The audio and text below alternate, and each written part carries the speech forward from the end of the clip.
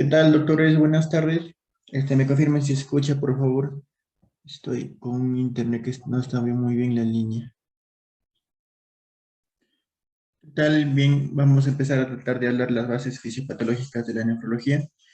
¿Qué es lo más extenso en realidad de nefro, no? Lo demás, se hace mucho más rápido. Si es que no lo terminamos hoy, lo hacemos en la siguiente clase en esta semana o lo queda grabado en la página, en el video. Entonces, fisiopatología. Primero hablemos un poquito del riñón, ¿no? Como sabemos, el riñón es un órgano retroperitoneal. Muy importante considerar esta palabrita que siempre debe quedarnos grabados. Lo primero que debemos entender que es un órgano retroperitoneal. Y por ahí te van a decir cuáles son los órganos retroperitoneales, ¿no? Y hay una mnemotecnia por ahí que es PRESADU, como quieras llamarla. Es como una forma de PRESADU. Por ahí lo vas a escuchar. Este, Todos los órganos retroperitoneales que encuentras, por ejemplo, acá está el páncreas, está el recto, no es todo, obviamente. Hay una pregunta de examen por ahí. El esófago tampoco no es todo. Son órganos retroperitoneales, ¿no? Las suprarrenales, la aorta y de paso, ahí está la vena cava inferior. Todos los órganos son retroperitoneales. Duodeno, por ejemplo, duodeno también, pero solamente están dos porciones, es la segunda y tercera porción. El urétero, obviamente, juntos con el riñón, pues, ¿no? Una parte del urétero, no todo el retroperitoneal tampoco. Y así, ¿no? Y el último que nos interesa, de acá es colon, pues, ¿no? Es el riñón, está en inglés, ¿no? Es el riñón. Entonces, es un órgano retroperitoneal, ¿ya? Está cubierta todo, acá en la disección del cadáver vamos a ver que está cubierta por una fascia de más o menos 1 milímetro, que es la fascia de tipo fibrótica, ¿no? Que es la fascia de Gerota, ¿ya? La forma que tiene, pues, muchos le ven un paliar, ¿no? Que tiene una forma más o menos de una semilla, ¿no? Tiene una cara anterior, una posterior, un borde lateral que está acá, un borde interno donde está el ilio renal. Es muy importante considerar que en la cara interna está el ilio renal. Alguna vez por ahí lo preguntaron, ¿no? ¿Qué relación hay con respecto a la columna lumbar, a la columna en este caso, a los huesos de la columna, o los huesos a las vértebras, mejor dicho? Vamos a ver que el riñón está ubicado desde la D12 hasta la L3, ¿no? Desde la última dorsal hasta la segunda, tercera vértebra lumbar. Y el ilio renal en realidad los dos ilios renales no son a la misma altura, ¿no? Pero si por ahí la respuesta sería más exacta, sería L1. A ese nivel está el ilio renal ubicado, ¿ya? Entonces, embriológicamente vamos a ver que como deriva pues del mesodermo intermedio, ¿no? Del mesodermo intermedio deriva el riñón. No te olvides que el riñón es uno de los órganos que son más perfundidos.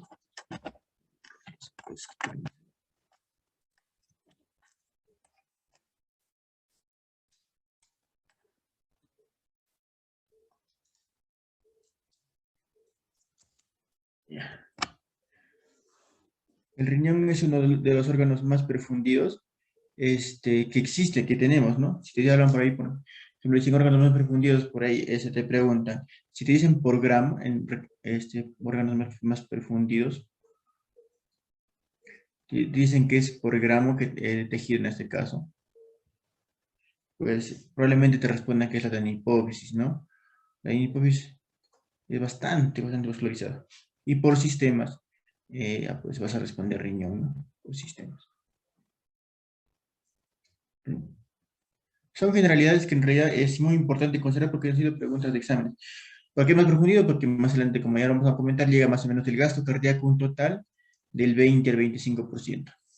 O sea, un total del 20 al 25% del gasto cardíaco llega al riñón. La cuarta parte aproximadamente, ¿no? Las medidas son, mira, 12, depende del libro que leas, ¿no? Pero en realidad 12 por 8 por 5 centímetros, 12 en este caso longitudinal, 8 por 5 centímetros de espesor. Entonces, no te olvides. El tipo de vascularización que tiene ambos riñones es un tipo de irrigación terminal. ¿Por qué es un tipo de irrigación terminal? Porque no tiene anastomosis y sobre todo, como sabe que es el órgano más perfundido por sistemas, también deduces que es un órgano que recibe sangre de alto flujo, así lo llaman, ¿no? Entonces vamos a ver que la médula recibe menos, como sabes que es un tipo de reacción terminal, va a estar, pues, va a ser sensible a isquemia, ¿no? Y la médula es mucho más, muy poco, en comparación de la corteza, menos vascularizada, ¿no? Entonces, tiene más, es más vulnerabilidad a sufrir isquemia más que la corteza. Otro punto importante es la arteria renal derecha. Mira, aquí es muy importante considerar la arteria renal derecha. Esta arteria de acá, vamos a ver con el color rojito nomás. Esta arteria renal del lado derecho, esta de acá. ¿Por qué le he colocado acá? Porque se dice que, como lo mencionan los libritos por ahí, que es doblemente posterior. Doblemente posterior. ¿Por qué? Porque mira, pasa posterior a quién? A la vena cava, a la que está acá. Y también es posterior a la vena renal del mismo lado, o sea, a la derecha. Es posterior a la vena cava inferior y a la vena renal derecha, ¿no? Es posterior. El otro punto importante a considerar a este nivel es con respecto a al drenaje que tienen ambas venas gonadales, ¿no? Tanto del lado derecho como del lado izquierdo. Mira. Del lado derecho, la vena gonadal del lado derecho y izquierdo tienen diferente drenaje. Este es del lado izquierdo. Mira. La vena, en este caso gonadal del lado izquierdo, desemboca en la vena renal izquierda, pues, ¿no? Vena renal izquierda. Desemboca en la vena renal izquierda. Mientras que la vena gonadal del lado derecho desemboca directamente, va a desembocar directamente, ¿dónde? En la arteria, en la vena cava inferior. ¿Por qué me sirve esto? O sea, ¿por qué siempre se considera esto importante, no? Porque en patologías, por ejemplo, como una trombosis de la vena renal derecha, perdón, izquierda, o en patologías como colisiones pélvicas se va a ver muchas veces varicocele, en caso del varón, ¿no? Producto justamente por la explicación de este drenaje particular que tiene la vena gonadal izquierda. Sabes que la vena gonadal izquierda, si es en el varón, tiene un nombre, ¿no? La vena testicular. Y en la mujer, pues la ovárica, ¿no? Tiene sus nombres particulares. Entonces, esos son los detalles aparentemente simples, pero siempre es bueno considerarlo, ¿no? El otro punto importante a considerar a este nivel es respecto a sus arteritas que salen. Hay varias formas de describirlo, ¿no? La irrigación que tiene cada vena renal. Primero vamos a ver que la vena renal, ambas venas renales se origina, de acá es la arteria aorta, pues no, la arteria aorta abdominal. Entonces la cara anterior o anterolateral dan sus dos ramas, mira, tanto para el riñón derecho como para el riñón izquierdo. Pero tienes que saber que acá salen ramitas, ramas. Y hay unas ramas extrarrenales acá, por ejemplo, la primera extrarrenal que viene se llama la arteria suprarrenal inferior, ¿ya? Y hay otra arteria por acá, otra arteria acá, que viene a irrigar justamente el tercio superior del ureter, se llama arteria uretral. Y hay otra arteria por acá más pequeña que viene a la cápsula, todo eso se llama arteria capsular o arteria cápsula adiposa. Son las tres arterias en realidad más constantes que existen de de las ramas extrarrenales de la arteria renal. No lo escribo el nombre porque no son muy importantes en función de las demás. La que sí me interesa es la vena renal propiamente dicha, que llega a este nivel y entra al hilo. ¿Por qué? Porque una vez que esa arteria renal entra al ilio, se divide en dos arterias, pues, en dos ramitas. En dos ramitas. Imaginemos que esta de acá, esta es la arteria renal, ¿no? Se divide en dos ramas, una rama dorsal y una rama ventral.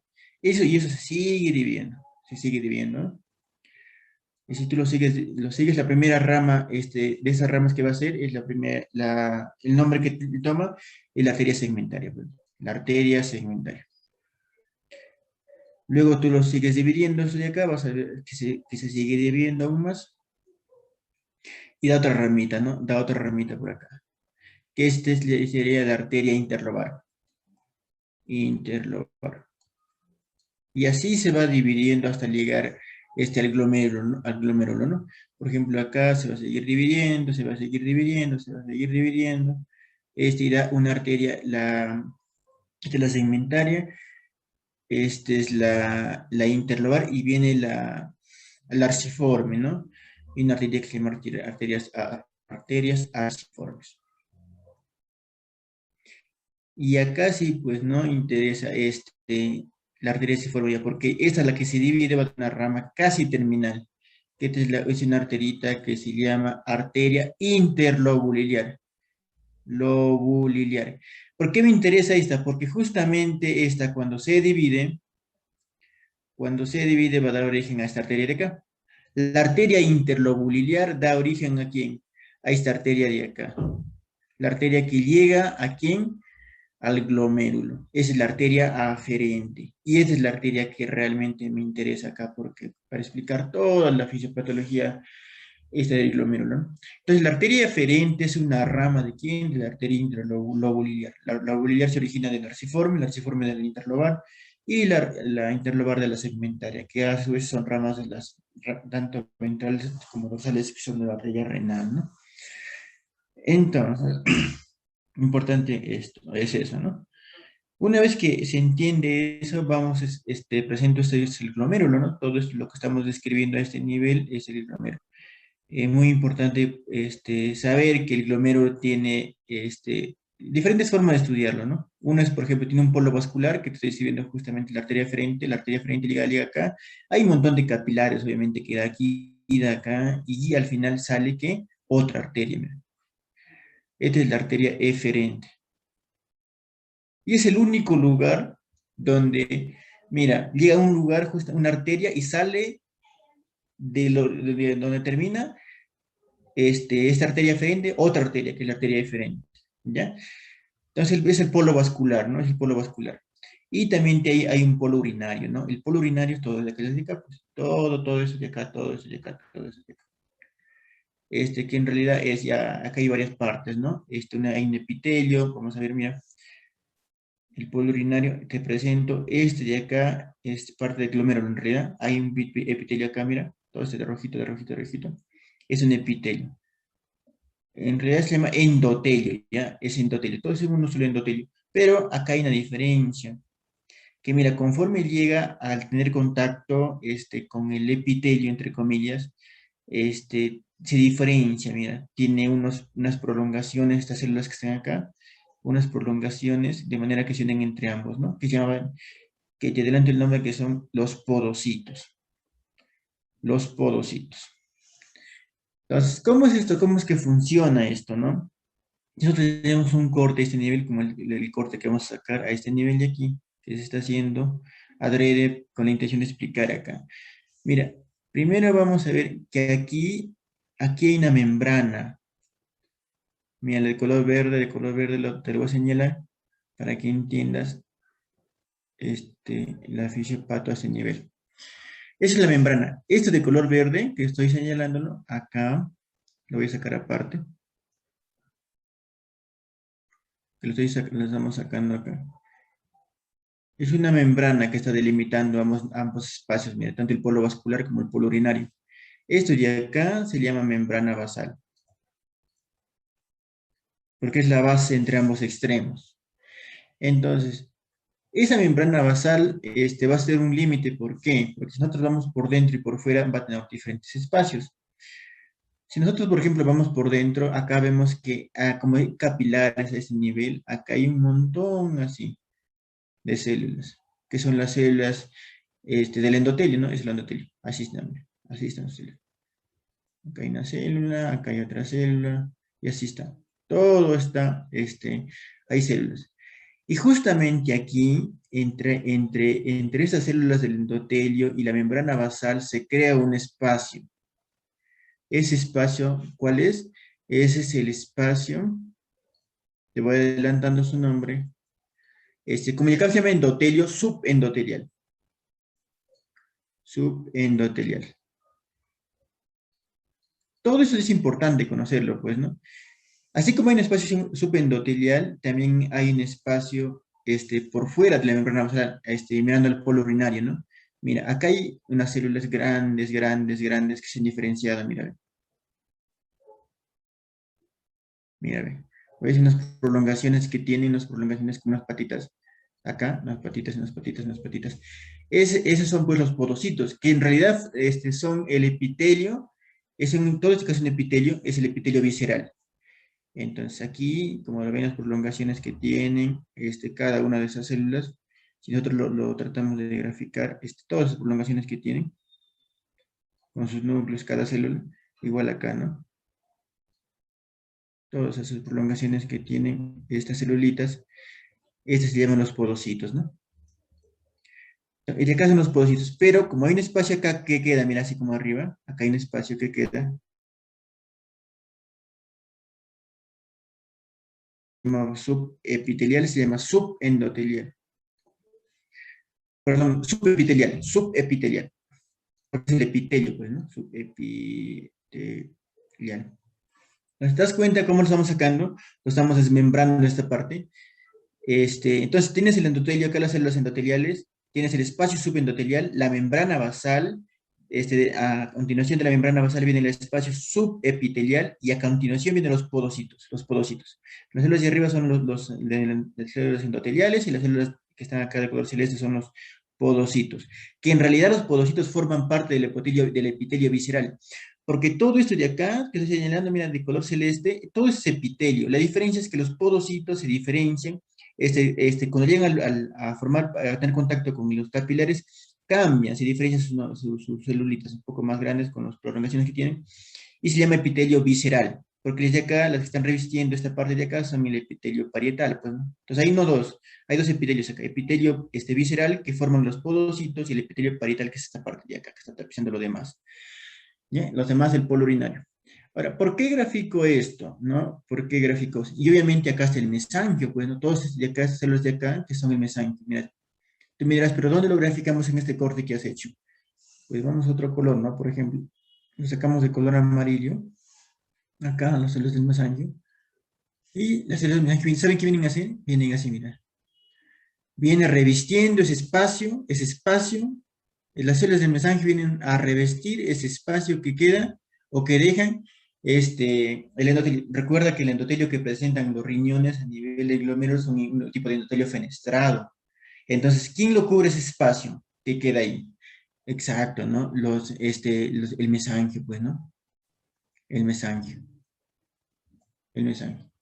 Entonces, eso es importantísimo conocerlo. ¿Por qué? Porque hay muchas patologías donde muchas veces hay un depósito o un daño del mismo y se produce diferentes clínicas, ¿no?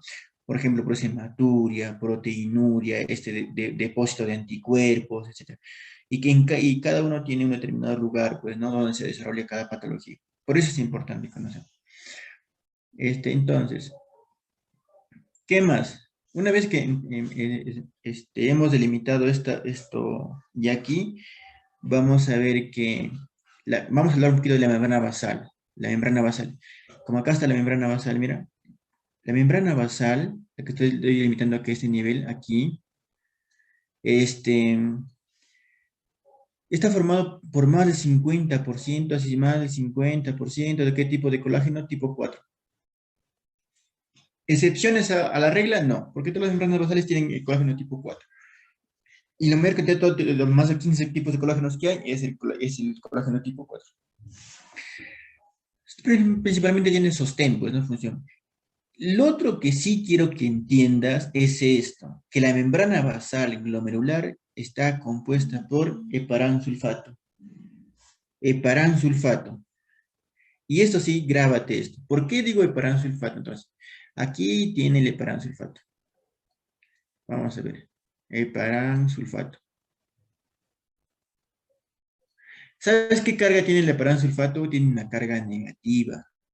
Entonces, el heparansulfato es el encargado de darle la carga negativa. ¿A quién? A la membrana basal. El heparansulfato es el encargado de darle la carga negativa a la membrana basal. Muy bien. Y los podocitos también deja espacios, bien pequeñitos acá, mira. Deja espacios, espacios. Obviamente acá no hay como en el endotelio que hay mesangio para que lo pueda revestir. Y deja espacios acá. Entonces, de esa manera se generan dos barreras. Se va a generar dos barreras. Mira, ese espacio que acá hay, esta es una barrera, no se ve, hay que cambiar de color mejor. Mm, Entonces, acá hay un espacio, mira. Acá hay una barrera. Esta es la barrera mecánica, pues, porque solamente es por el espacio que ha quedado entre ambos, pues, ¿no? Entre ambas células. ¿Por qué? Porque hay otra barrera aquí, mira. Esta es la barrera eléctrica. Ahora te explico por qué.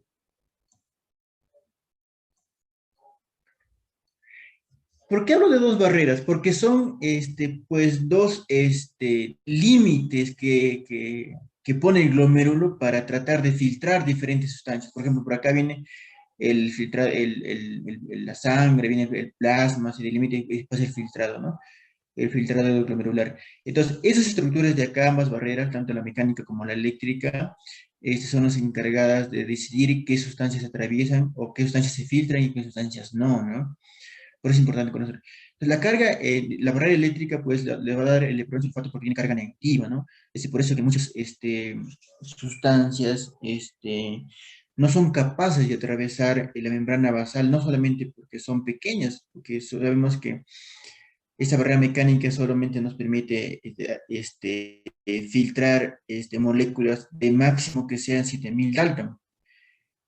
Mayores de eso no te va a permitir filtrar. Pero ¿qué pasa, por ejemplo, con la albúmina, que es la proteína más abundante con carga negativa a nivel del todo el plasma, ¿no? ¿Qué va a pasar?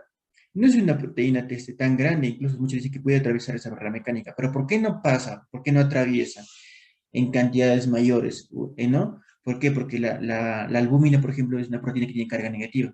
Y si encuentra casi al depurar sulfato que está en la membrana basal, pues negativo como negativo se repelen y no va a poder atravesar esa membrana, ¿no? No va a poder, poder atravesar, no va a poder filtrarse a este nivel. ¿Ya? Por eso es importante. Entonces, dos barreras, una mecánica y una eléctrica, ambas ya sabes por qué están formados. Mm. Entonces, ¿cuál es su función? Ya hablemos de eso. ¿Cuál es su función, por ejemplo, del mesanquio? El mesanquio tiene muchas funciones, en realidad es estructural, contráctil, pero que sabes cuál han preguntado en algún momento. En algún momento le han preguntado la función que tiene el mesanquio y la función inmunológica. No te olvides, la función inmunológica. Ya sabes que reviste el endotelio, el endotelio fenestrado que hay. Entonces, tiene función fagocitosis, además contiene células presentadoras de antígenos. Acá tiene. Entonces, fagocitosis. Además tiene células presentadoras de antígenos como la CD4, ¿no? La CD4. Pues, por eso es importante por ejemplo, en la nefropatía IgA, hay muchos anticuerpos, ¿no? Que se generan a este nivel y se producen depósitos. Todo esto hay una proliferación de depósitos acá. Pero hay otra pregunta por ahí que ha salido a propósito de hablar del mesanquio. ¿Sabes cuál es? Es que lo que pasa es como, así como te digo, que si la función que tiene el glomérulo es inmunológica, en muchas enfermedades hay muchas citocinas proinflamatorias. Hay muchas citocinas proinflamatorias, que al final lo que va a producir es una proliferación de este mesangio, prolifera este mesangio, ¿y sabes qué va a pasar? Se van a formar nódulos, bueno, pues, células proinflamatorias, una determinada enfermedad, prolifera ese mesangio, te comienza a crecer demasiado y forma nódulos, pues, ¿no? Forma nódulos. ¿Y para qué me interesa saber eso, no? Forma nódulos. Es que uno de los ejemplos porque te menciono esto es porque acá, cuando se forman, por ejemplo, los nódulos, se genera, por ejemplo, la esclerosis nodular, pues, ¿no? La esclerosis tiene su nombre completo, ¿no? Esclerosis nodular, ¿de quién? Diabética, ¿no? Esclerosis nodular diabética, bueno, pacientes con nefropatía diabética. Pero tiene su nombre completo, ¿de qué? De Kimstel-Wilson, ¿no? De Kimstel-Wilson. Kimstel-Wilson. Entonces, así es, por ejemplo, cómo se explica una nefropatía diabética por los depósitos de eso, ¿no? Esclerosis nodular diabética de Kimstel-Wilson. Los nódulos, ¿no? Los nódulos. Entonces es muy importante conocer la función que tiene el mesange para determinadas patologías que se desarrollan a este nivel. ¿Ya? Entonces, ya vimos que tiene un polo vascular, que tiene un polo urinario, su función del mesangio que tiene, no te olvides, su función del mesangio. El mesangio es un mundo, ¿no? De cosas para aprender a ese nivel. Otro punto importante que quiero que veas acá, mira, ya vimos el polo vascular, el polo urinario, pero también es importante que veas acá hay una estructura, mira, ¿qué es esto, no? ¿Qué estoy señalando acá? ¿Qué es esto? ¿Qué es esto, no?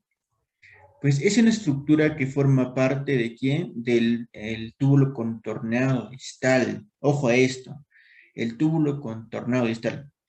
Ese se llama el aparato yuxtaglomerular, así como está acá. El aparato yuxtaglomerular. Justamente es un espacio, es un espacio, está ubicado entre el espacio que queda, es como si lo unieran, ¿no? El túbulo contornado proximal con el túbulo contornado distal, pero forma parte del túbulo contornado distal, ¿ya? Entonces, dentro del en el aparato yuxtaglomerular, ¿quién está? La mácula densa, la mácula densa. ¿Por qué es importante considerar la mácula densa? Porque la mácula densa funciona como un sensor, pues, ¿no? ¿Sensor de qué? Es como si estuviera ahí, imaginemos que es época de Castillo, ¿no? Las rondas ahí que están vigilando, mirando ahí, ¿no? Por ejemplo, imaginemos que acá, un paciente que está chocado, ¿no? Hipovolémicamente. Entonces, ¿qué va a pasar? Le va a llegar menos flujo sanguíneo, menos flujo sanguíneo. Menos filtrado y menos flujo espermático renal, menos filtrado de glomerular. Entonces, una vez que pasa acá, pasa el glomérulo, se filtra el túbulo contornado proximal, asa de Henle, va a llegar al túbulo contornado distal y llega aquí al sensor, donde está justamente la mácula densa. Y se da cuenta, ¿no? Como hay menos volumen, te va a llegar menos sodio y menos cloro. Entonces, es un sensor de sodio y cloro, ¿ya? De sodio y cloro. Entonces, cuando hay una menor cantidad de suministro o de sodio y cloro que llegan a este nivel al túbulo contornado distal, la mácula densa se va a dar cuenta y va a dar diferentes reacciones, diferentes órdenes, ¿no?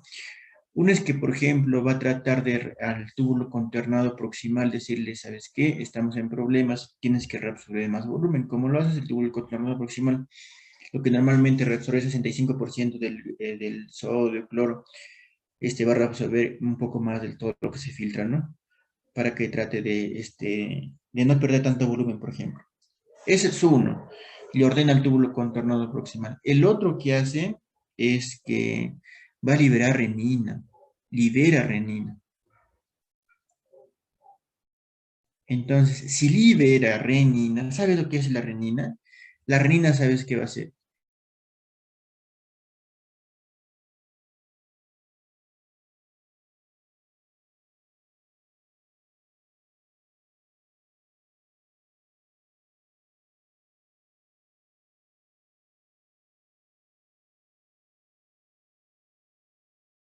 Acá, perdón. La intención es acá, la arteria referente. Como está el paciente chocado, la arteria referente y prostaglandinas a ese nivel, qué va a pasar? Lo vasodilata a este nivel y cuando vasodilata la arteriola eferente, pues el volumen que llega muy rápido, ¿no? Va a pasar, llega y pum, todo como está el volumen acá, el diámetro de la arteriola eferente es mayor, sale muy rápido la sangre, ¿no? No le va a dar tanto tiempo para que sea en glomérulo para que se pueda filtrar más volumen. Ese es uno de los otros que activa el sistema renina-angiotensina-aldosterona. Entonces, si activa el sistema renina-angiotensina-aldosterona, pues se activa todo, ¿no? ¿Por qué? Porque sabes que el sistema renina-angiotensina-aldosterona hace todo. Jala agua, jala sodio, junto con el sodio jala agua, activa la antidiurética, bloquea los péptidos natriuréticos atriales, etcétera, etcétera. Y también de paso también activa la aldosterona, ¿no? Aldosterona, directamente, ¿ya? Entonces, con la intención de qué? De evitar, por ejemplo, en un paciente que está chocado, como lo explicamos, ¿no? Evitar la pérdida más de volumen de lo que está perdiendo, o el riñón, ¿ya? Entonces, es la mácula densa tiene esa función. ¿Dónde se encuentra la mácula densa? En el aparato yuxtaglomerular. ¿Dónde se encuentra el aparato yuxtaglomerular? En el túbulo contorno distal, justamente en la unión entre ambos túbulos, distal con el proximal, ¿ya? Muy bien. Entonces, dicho eso, vamos a ver las funciones que tiene el riñón, pues, ¿no? Vamos a ver. Funciones que tiene el riñón. Empezaremos con la primera, que todos ya hemos escuchado en algún momento, ¿no? La función principal del riñón es de depuración. Productos de desecho, ¿no? Las proteínas, fármacos, muy importante a considerar que se van a liberar. Producto de eso se libera pues el ácido úrico, y yo qué sé, la urea, la creatinina, etcétera, etcétera, ¿no? Etcétera, etcétera. Y la función también que es importante que va, muchos le incluyen una opción que dicen función homeostática. ¿Por qué? Porque tiene la función principal el riñón del balance hidroelectrolítico. Vamos a ver más adelante por qué. Porque regula el, el volumen y los niveles de iones que se van a determinar, se van a poder o no eliminar, ¿no? Muy importante cosa. También el equilibrio ácido-base, produciendo bicarbonato. ¿Sabes cuánto se produce más o menos? El equivalente por kilogramo, por día, no sé, que se produce diario de bicarbonato, ¿no? Entonces es importante. Y la otra función es hormonal, ¿no? La hormonal. Y aquí ahí vamos a detenernos un poquito porque es aquí en el riñón donde se activa la vitamina D. La vitamina D activa es la de acá, mira lo que estoy señalando. 1.20 activa esto. ¿Dónde se activa? Lo que pasa es que a nivel del túbulo contornado proximal, te voy presentando, a nivel del túbulo contornado proximal, ¿qué es lo que hay? Hay una enzima, ¿ya? Que es la 1-alfa hidroxilasa. La 1-alfa hidroxilasa. ¿Qué hace esa enzima, la 1-alfa hidroxilasa? Pues nada más y nada menos que pasa del el 25 hidroxicolecalciferol a 1.25 de hidroxicolecalciferol. Conclusión del tema, la 1-alfa hidroxilasa activa la vitamina D, o produce la vitamina D, vitamina D activa, ¿ya? ¿Dónde? En el túbulo contorneado proximal. La otra función es la que produce el 95% de ¿quién? De la eritropoyetina. De la eritropoyetina. Porque el otro 5%, ¿dónde se produce? Por si acaso te pregunten por ahí, el otro 5% se produce a nivel hepático, ¿ya? El otro 5% se produce a nivel hepático. Por ahí me pregunta, ¿cuál es el estímulo, el principal estímulo para la producción de eritropoyetina? Pues, la hipoxia, ¿no? La hipoxia. Ahorita vamos a preguntar, te van a hacer, dicen, ¿cuál es la principal causa de anemia en pacientes con enfermedad renal crónica terminal? Pues la deficiencia de eritropoyetina, pues, ¿no? Y por ahí te pregunta, dice, ¿dónde se producen las células de la renina? Sí. Entonces, eso es por eso importante desarrollar esta parte, ¿no? Entonces, eritropoyetina. La renina, también es producida justamente a nivel de la arteriola aferente, ¿no? De la arteriola eferente. La eritropoyetina, ¿dónde se produce? Pues a nivel de los fibroblastos peritubulares. Fibroblastos peritubulares. ¿Qué más? Creo que aquí lo más importante es eso. No te olvides las dos membranas, las dos barreras, perdón, la barrera mecánica y la barrera eléctrica, tienen la función principal de determinar el filtrado glomerular, ¿no? Continuando, vamos a ver, igual te presento acá la imagen de todo un glomérulo, mira. Esta es la imagen de un glomérulo, ¿no? La intención de presentar esta imagen es que vamos a determinar algunas otras cositas, ¿no? Por ejemplo, ¿cuál? Acá se ve mucho más claro, mira, ve. Los capilares que son las de acá, vamos a ver. Vamos a...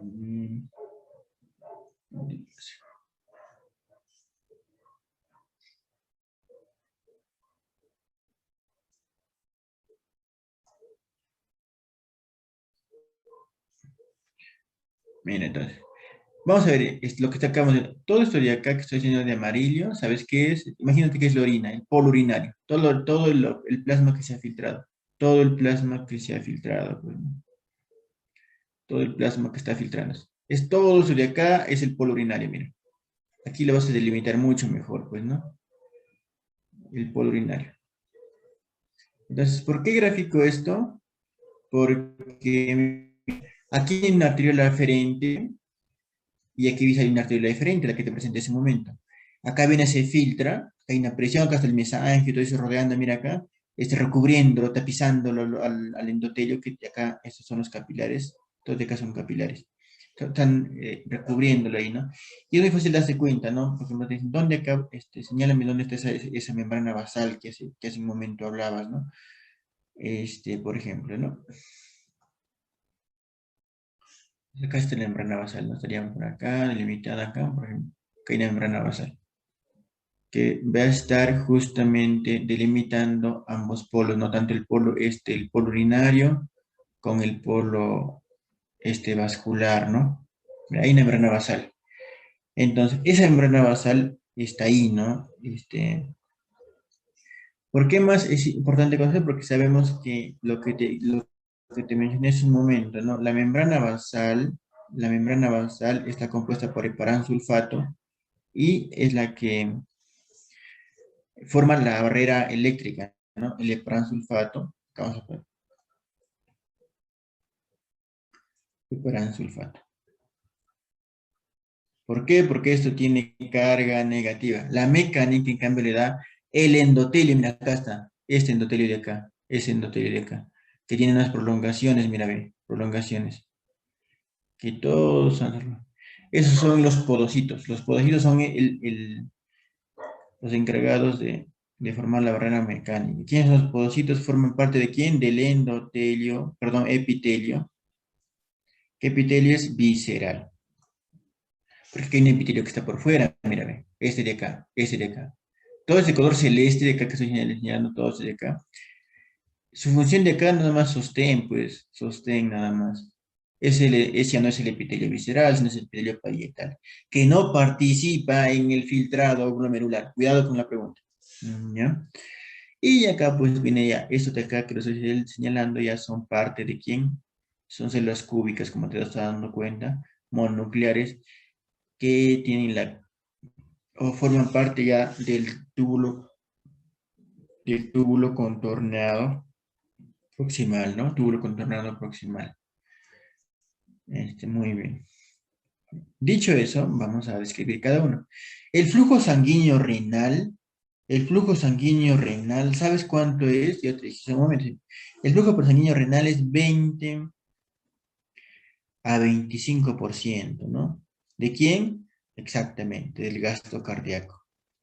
Si nosotros sacamos más o menos cuánto es, se dice que es más o menos 1200 mililitros por minuto. Mira, esa es la cantidad de sangre que le llega a cada riñón. Es el flujo sanguíneo renal.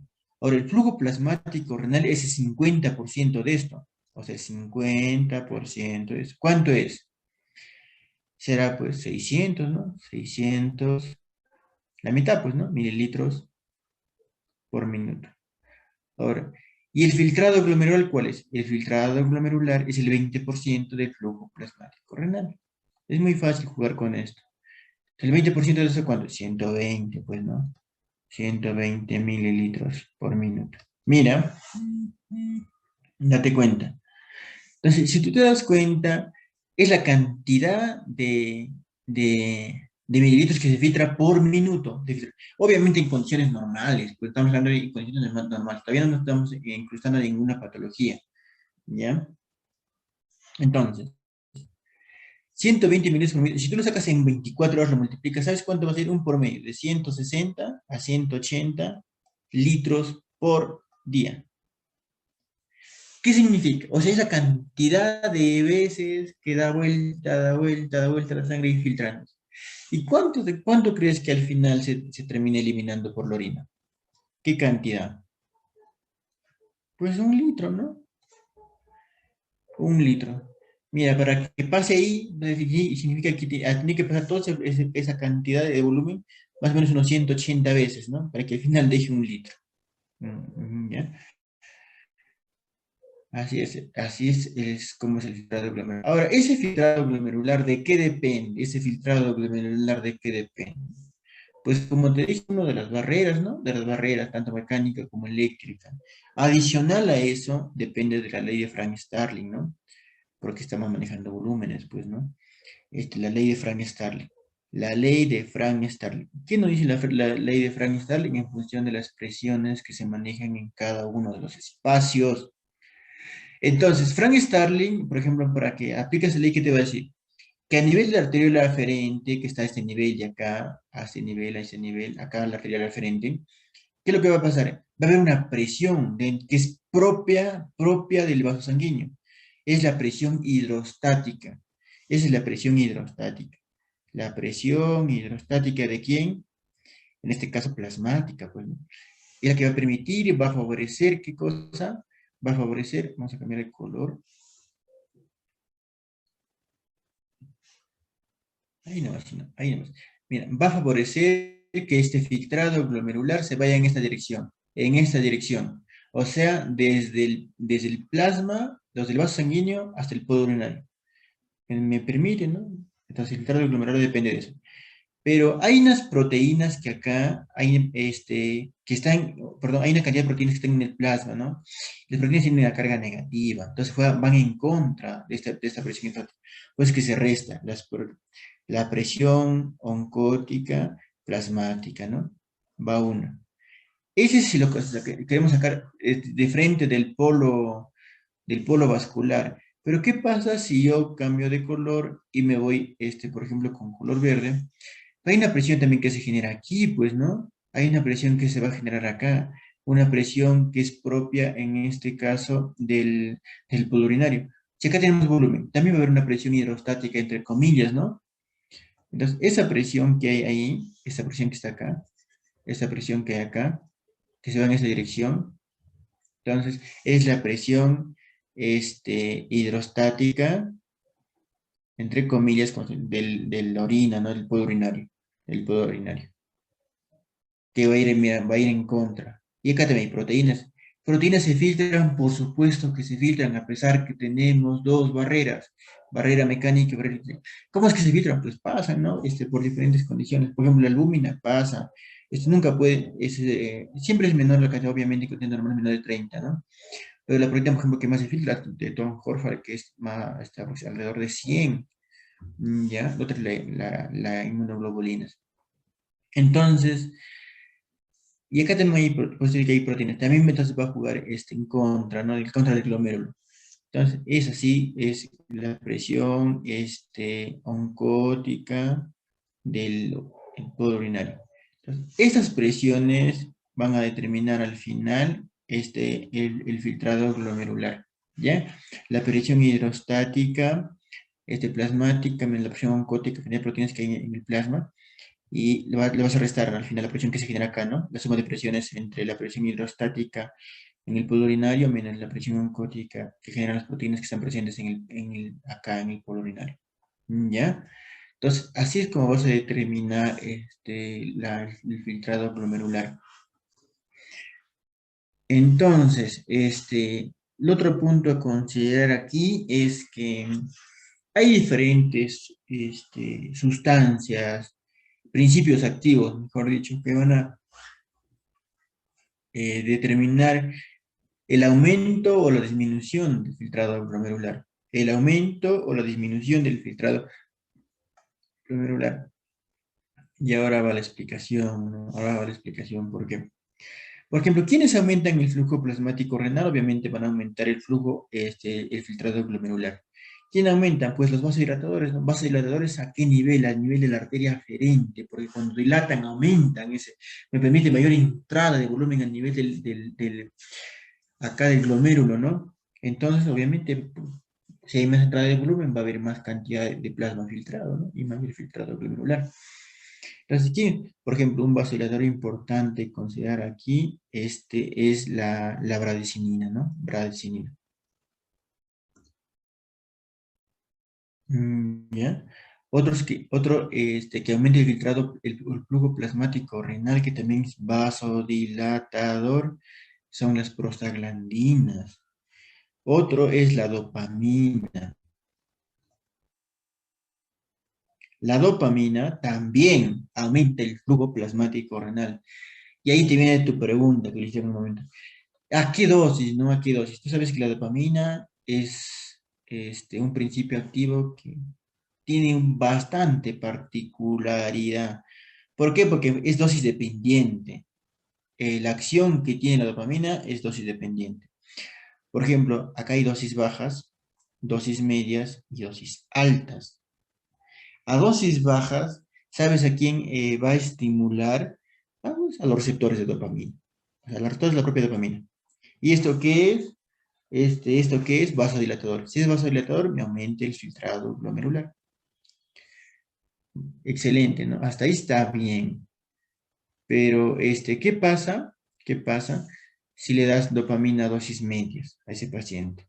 No va a estimular los receptores de dopamina, sino va a estimular los receptores de beta uno. ¿Y qué hace el beta uno? Es un ionotrópico positivo y es un cronotrópico positivo. Y si le das a dosis altas, la dopamina, ¿qué es lo que va a hacer? Va a estimular al alfa uno, que es un efecto con vasoconstrictor. Ahí sería vasoconstrictor. Entonces, la dopamina aumenta el flujo plasmático renal siempre y cuando se le dé al paciente en dosis bajas, ¿ya? ¿Quién más está aquí que aumente el flujo plasmático? Pues la acetilcolina, ¿no? La acetilcolina, muy importante considerar. Diuréticos. El diurético que aumenta el flujo plasmático renal es, por un mecanismo de adaptación, en realidad, como mencionan los libros, es la furosemida. La furosemida, ¿no? Aumenta el flujo plasmático renal. Y otro por ahí que no te puedes olvidar es el óxido nítrico. El óxido nítrico aumenta el flujo plasmático renal. ¿Sabes a qué nivel? ¿Por qué? Porque es un vasodilatador. ¿A qué nivel? Al nivel de la arteria aferente. Entonces, ¿sabes con quién están equiparando, peleándose ahí el óxido nítrico? El óxido nítrico a nivel de la arteria aferente dice, ¿sabes qué? Fueron sus límites. Si yo mucho exagero, alguien te va a poner tus límites y por aquí. No, no dilates mucho, ¿no? Pues es la endotelina, ¿no? La endotelina. Con los vamos, ahorita lo agrandamos. La endotelina es su contrario acá. Entonces, la endotelina es un vasoconstrictor de la arteria aferente. ¿Ya? Así como hay los diuréticos y la furosemida diurético de asa aumentan el flujo plasmático renal, hay diuréticos tubulares a nivel del túbulo contornado distal, por ejemplo, que disminuyen el flujo plasmático renal. ¿Quién es el ejemplo clásico de esto? Tiazidas. Tiazidas. La acetilcolina que de los receptores muscarínicos es un vasodilatador que aumenta el flujo plasmático renal, pues la noradrenalina es un vasoconstrictor. ¿Ya?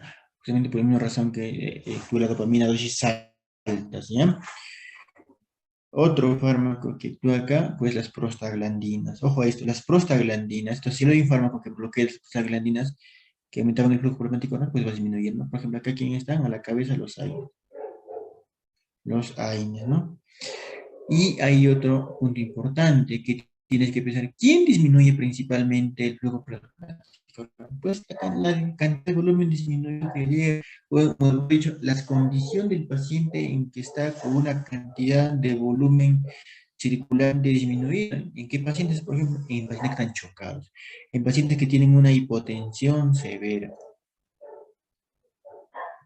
en pacientes que tienen una hipotensión severa. ¿Por qué digo severa? Porque el riñón tiene mecanismos de autoadaptación frente a un cambio de volumen, sobre todo a una disminución de volumen, por lo que expliqué a nivel del complejo yuxtaglomerular de la mácula densa, ¿no? Pero con esta hipotensión severa, estos cambios adaptativos son insuficientes, ¿no? Son insuficientes. Entonces no se va a poder regular, pues, ¿no? Un adecuado volumen del paciente. Vamos a ver la siguiente imagen. Mira, acá te presento una imagen que es relativamente sencilla en realidad.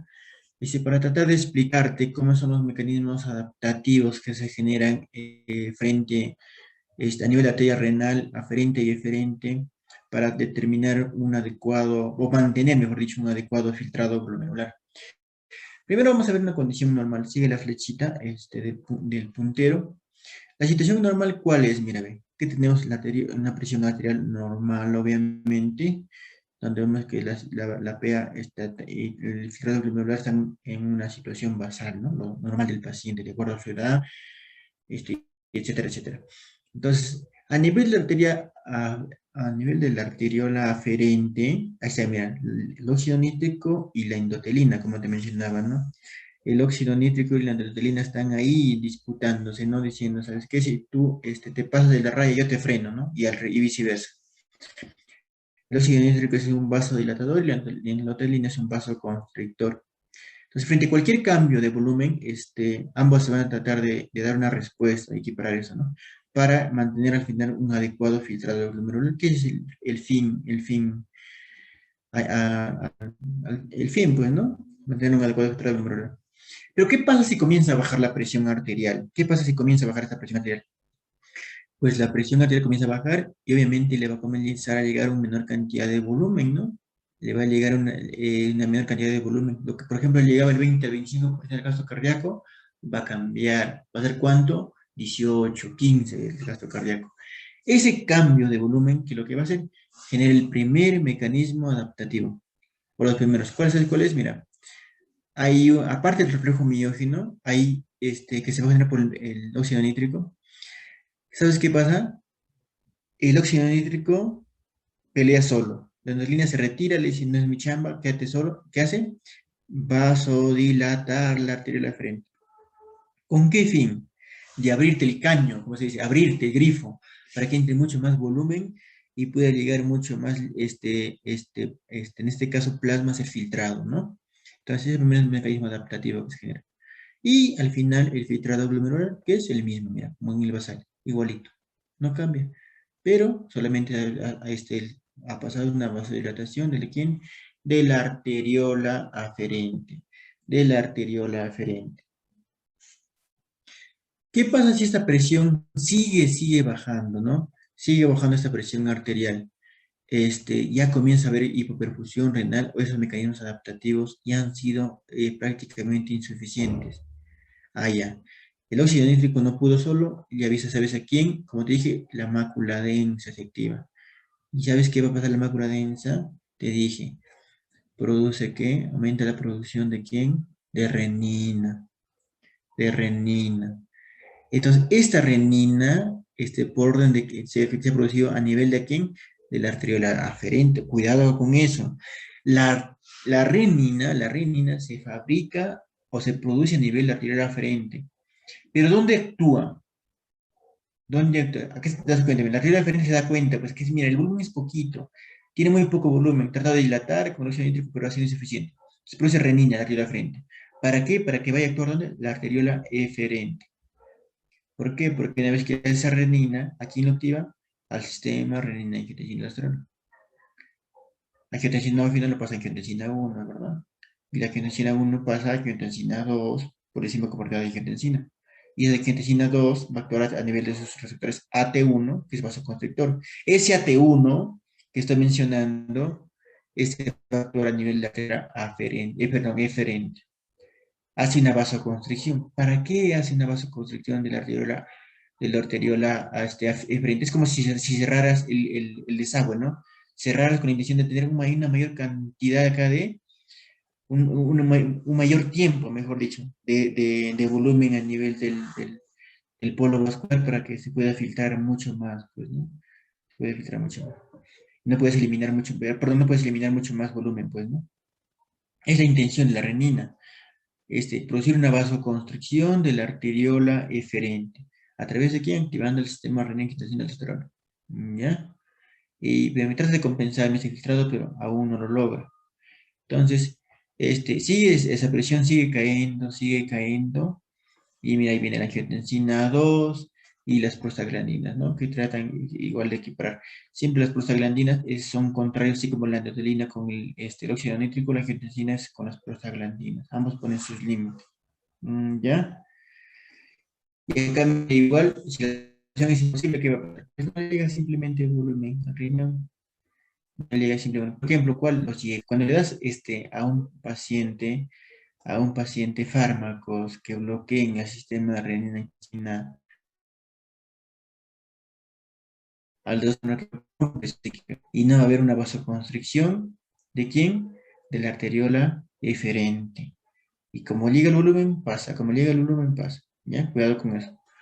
Adaptación imposible, y igual si hay AINES, ¿por qué? Porque los AINES bloquean aquí en las prostaglandinas. Se rompe ese equilibrio que hay a nivel de la eferente entre angiotensina 2 y prostaglandinas. Y mira, acá es que lo que pasa. Hay una vasoconstricción, ¿no? ¿Por qué? Porque solo ¿quién está aquí? Exacto, ¿no? La angiotensina 2. La prosolina ya no puede, pues porque los bloqueados le han dado naproxeno, ketoprofeno, meloxicam, ketorolaco, lo que quieras, ciclofenaco. De tal manera, por una determinada cantidad de tiempo, obviamente prolongada, ¿no? Por eso que has producido este, mal cambio adaptativo, ¿no? Ha roto ese equilibrio que se produce a nivel de angiotensina, prostaglandinas a nivel de arterial deferente. Ahora vamos al siguiente, que vamos, en realidad es la nefrona. La nefrona, te presento todo de acá, todo esto de acá, todo esto de acá, todo esto que ves de color morado, es una señorita que se llama nefrona. La nefrona. ¿Qué es la nefrona? Pues desde tiempos inmemorables de nuestras vidas nos han dicho que es la unidad estructural, básica, funcional, genética del riñón, ¿no? Eso nos han dicho. La nefrona, pues, ¿no? Más o menos cada riñón se dice que tiene 1 millón de nefronas. Hay nefronas tipo corticales, hay nefronas tipo medulares, cada una con determinada función. Una regula volumen y otra regula osmolaridad. ¿Ya? Lo que nos interesa acá pues, es la estructura. Vamos a ver, a tratar de presentarte algunas partes. Esto de acá es el túbulo contornado proximal. Mira, esto de acá es el túbulo contornado distal, todo esto de acá. Y esto de acá se divide, ¿ya? El túbulo colector, todo esto obviamente todo esto de acá. Todo esto de acá es túbulo colector. Pero esto se divide en un túbulo colector cortical y en un túbulo colector medular. ¿Por qué se los separan? Porque ambas tienen prácticamente una función un poquito diferente, ¿ya? Un poquito diferente. Por eso se lo trata de separar. Y terminaremos hablando, todos de acá las de Henle, pues, ¿no? Las de Henle. Tenemos una asa de Henle descendente, gruesa, descendente delgada y ascendente gruesa. Es la asa de Henle, ¿no? El de acá ya te he presentado, ese es el señor que se llama glomérulo, ¿no? Glomérulo. Entonces, dicho eso, vamos a estudiarlo cada uno de estos. Cada uno de estos, ¿ya? Empezamos con el túbulo contorneado proximal. A nivel del túbulo contorneado proximal, primero, ¿quién se reabsorbe? ¿Qué reabsorbe? ¿Cuál es su función del túbulo contorneado proximal? Se reabsorbe el 65% de qué, mira, 65% de qué reabsorbe. Pues el sodio, el cloro, el potasio, ¿ya? Y sobre todo el fosfato. El fosfato. Ya 65% de eso reabsorbe el, el túbulo contornado proximal. Y el 100%, ¿sabes de quién reabsorbe? De aminoácidos, proteínas, glucosa, ojo a eso, y este señor, el bicarbonato. El bicarbonato. Obviamente, solamente se reabsorbe eso, no, pues no, hay más iones, sustancias que reabsorben acá, pero no es en ese porcentaje, por ejemplo, el magnesio 20, 10%, ¿no? El magnesio. Cuidado con el magnesio, no se reabsorbe acá la mayor cantidad. Si bien es cierto, por ejemplo, el sodio, cloro, potasio, fosfato, se reabsorbe la cantidad, pero hay algunos, por ejemplo, el calcio también se reabsorbe, pero no en esa cantidad, un poco menor, ¿ya? Entonces, de esas dos que acabamos de hablar, tienes que entender dos cositas con respecto a los sistemas, cuando te hablan de sistemas saturables. Hablar de sistemas saturables significa que se satura, bueno, que se saturan, ¿qué cosas? Sus receptores. Y es hablamos de la glucosa, de la glucosa y del que está aquí, del bicarbonato. ¿Qué es lo que pasa? Cuando la glucosa llega a una determinada cantidad elevada en el plasma, por ejemplo, si es en pacientes no diabéticos, mayor o igual de 180 miligramos por decilitro, en pacientes que son diabéticos, mayor o igual de 130 miligramos por decilitro, ¿qué va a pasar? ¿Qué es lo que va a pasar? Esos receptores, el SGLT1 y el SGLT2, que están a nivel del túbulo contornado proximal, ¿qué va a pasar? se saturan, ya no pueden reabsorber, a nivel, acá la glucosa, a nivel subglucosa proximal. ¿Y qué pasa si no se reabsorbe? Y para su desgracia de la glucosa, es el único lugar donde se reabsorbe glucosa de la nefrona. Es el único lugar donde se reabsorbe glucosa en la nefrona. Entonces, ¿qué pasa si ya no puede reabsorber? Se ha saturado los receptores. Pues esa glucosa se ve todito, se ve por acá, por acá, por acá, por acá, por acá, por acá, el túbulo colector y al final se orina. ¿Qué hay? Glucosuria. Se genera glucosuria. ¿Ya? El bicarbonato igualito. Cuando hay una concentración mayor o igual de 26 también se saturan sus receptores. ¿Ya? Un punto importante aquí es que tienes que saber que las proteínas, como decía que somos el 100% de proteínas, acá las proteínas, acá hay que agregar, tienen un tipo de transporte específico, ¿ya? Para tratar de reabsorberse. ¿Sabes cuál es? P de proteínas, P de pinocitosis.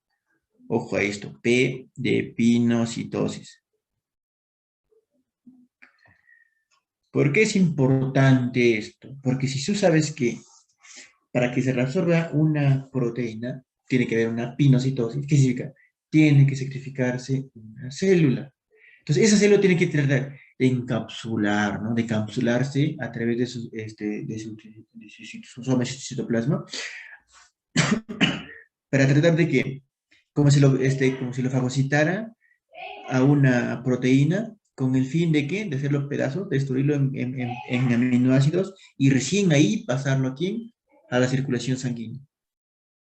Ese es el mecanismo por lo que se reabsorbe una proteína. Entonces, ¿qué pasa si, por ejemplo, hay un paciente que tiene proteinuria, síndrome nefrótico, una nefropatía diabética? Tienes demasiada proteína. Pues, si le das demasiado trabajo, le das túbulo contador proximal, de manera que cuando hay demasiada proteína, ¿qué pasa? Hay una hipertrofia de células, hay una hipertrofia. Y a la misma vez hay una esclerosis, ¿ya? Es por eso que, como han dicho por ahí, que toda proteína es veneno para la nefrona, ¿no? Es veneno, es veneno para la nefrona. Porque es sacrificio para tratar de por el tipo de mecanismo que tiene de transporte, para que pueda de nuevo pasar a la circulación sanguínea, ¿no? Al plasma. ¿Ya? Además, aquí también se reabsorben, ¿sabes qué? Exacto, ¿no? Faltaba eso. Creatinina y urea. La diferencia, ¿sabes cuál es entre ambos? Que la urea, perdón, se filtra. Una vez que la urea se filtra, se vuelve a reabsorber. Es la diferencia, solamente para aclarar eso, ¿ya? En cambio, la creatinina ya no hay. Por eso que la creatinina es un indicador más fiable, pues, de falla renal, ¿no? De daño renal. ¿Por qué? Porque la creatinina una vez que se filtra, no se reabsorbe. En cambio, la urea no. La urea se reabsorbe justo a este nivel, ¿ya? Justo a este nivel. ¿Quién actúa a este nivel? Hay una, ¿qué se llama? Tratamiento que se llama para mal de altura, ¿no? La acetosolamida. ¿Sabes dónde actúa? A nivel de la grasa carbónica. A nivel de la grasa carbónica. ¿Sabes quién también actúa acá? Exacto, el manitol. El manitol también actúa acá. Tú sabes que el manitol es un diurético osmótico. Entonces, no, pues el manitol también actúa en otro lado. Sí, también es cierto que actúa acá, a nivel de la descendente gruesa, ¿ya? Pero nos interesa eso. ¿Sabes quién también actúa acá? Y eso nunca te puedes olvidar porque siempre juegan en contrapartida. Si ves bicarbonato o si ves calcio, ¿sabes quién va a estar ahí regulando? Exacto, la paratormona. Eso es ley, ¿ya? Eso es ley. Eso es ley. Por ejemplo, en un paciente que tiene hipercalcemia, ¿qué va a pasar? Te va a romper el fosfato. ¿Por qué? Porque el calcio y el fósforo nunca pueden estar juntos, pues, ¿no? Porque precipitan tejidos blandos, etc. Entonces, siempre vamos a ser contrarios. ¿Ya? Se sigue la paratormona. Sí, eso con respecto al tubo contornado proximal. Además, te voy diciendo que es isotónico, por eso es que el agua y otras estructuras pasan de un lugar a otro, de un lugar a otro. ¿Por qué? Porque es isotónico, de la célula fuera adentro. No tienen problemas, ¿ya? En cambio, el asa de Henle que está de acá, el asa de Henle, que tiene dos asas delgadas y dos gruesas, ascendentes y descendentes respectivamente, vamos a ver que primero aquí, a este nivel, su función, ¿cuál es? A nivel, la función más importante que hay es a nivel de la asa ascendente y gruesa. Asa ascendente y gruesa. Ok, como una triple bomba entre comillas, ¿no? Se reabsorbe ¿qué? El sodio. Se resuelve ¿qué? El cloro. Y se resuelve ¿qué? Potasio. ¿Ya? Se resuelve sodio, potasio, dos cloros. Así es la ley. Ahí se reabsorbe. Mira, entonces, es lo primero que tienes que ver qué pasa en la asa de Henle. Entonces se reabsorbe. Primero vamos a ver acá. Ahí está, reabsorbe. Sodio, potasio y dos cloro. ¿Ya? ¿Qué es lo que va a pasar? Mira, para que entiendas cuál es la función principal de la asa de Henle. Toda esta parte de acá, vamos a cambiar de color verde. Todo lo que es parte de acá, y acá, y acá, y acá. Conforme desciende, ¿qué pasa? Es permeable al agua. O sea, el agua pasa tranqui. Pasa. O sea, lo pasa normal el agua. Igual, y acá conforme desciende ya se vuelve un poquito impermeable al agua. De tal manera que cuando llega acá, llega acá, llega acá, llega acá, llega acá, llega acá, llega acá, todo eso, ¿quién no puede pasar? El agua. Se vuelve impermeable el agua. ¿Ya? O sea, si por ejemplo, mira, ya, acá tienes el agua pasa, como es un medio normalmente, aparentemente isotónico que venía de arriba del túbulo contornado proximal, es libre, pues, ¿no? El agua podía pasar acá, podía pasar libremente. Esto como es permeable, pasar agua al, al túbulo, ¿no? A la nefrona, mejor dicho, a ese espacio, al aja de Henle. Pero conforme desciende, se vuelve y al final termina ascendiendo, es impermeable al agua. Es impermeable al agua. ¿Qué pasa? Que el agua no puede pasar. ¿Y sabes qué pasa todavía? Concentras, mira, el intersticio. ¿Por qué? Porque jalas, al intersticio estás jalando sodio, potasio y cloro. ¿Qué estás jalando? Iones, que estás jalando solutos. De tal manera que estás haciendo al final, aumentando la osmolaridad de quién? Del intersticio. Es su función. ¿Y qué estás haciendo con la orina? Porque estás volviendo impermeable el agua, o sea, no estás botando agua al intersticio, solo estás botando solventes, diluyendo la orina. La función entonces diluyendo. Y de manera que la osmolaridad comienza a descender y comienza a aumentar acá, al máximo que llega más o menos a unos 1200 miliosmoles. Este es el mecanismo conocido como mecanismo de contracorriente. Mecanismo de contracorriente. ¿Cuál es la función del mecanismo de contracorriente? Cambiar la osmolaridad del intersticio 1. Lo otro es diluir la orina. Diluir la orina. ¿Ya? Entonces, pero ¿cuál es mi función, no? ¿Por qué hacen esto, no? O sea, ¿por qué son tan agresivos el sodio, el dos cloros y un potasio? ¿Por qué salen acá tanto así para tratar de volverlo hipertónico ese intersticio? De manera que esto de acá, su función, aumentar la osmolaridad, lo volverían pues hipertónico, ¿no? Que lo que acá está escrito acá, ¿no? Lo está escrito acá, hipertónico. ¿Ya? Todo de acá se vuelve hipertónico, hipertónico, ¿ya? Hasta ahí, si has entendido bien, es un buen avance. Entonces, ahí a ese nivel es lo que va a pasar. Otra función que le voy a colocar de color rojo, aparte que reabsorbe sodio, cloro y potasio, también se reabsorbe la mayor cantidad, 70%, adivina de quién, exacto, del magnesio, del magnesio, del magnesio. Entonces, el magnesio se reabsorbe a este nivel a través de una proteína que se llama paracelina 1.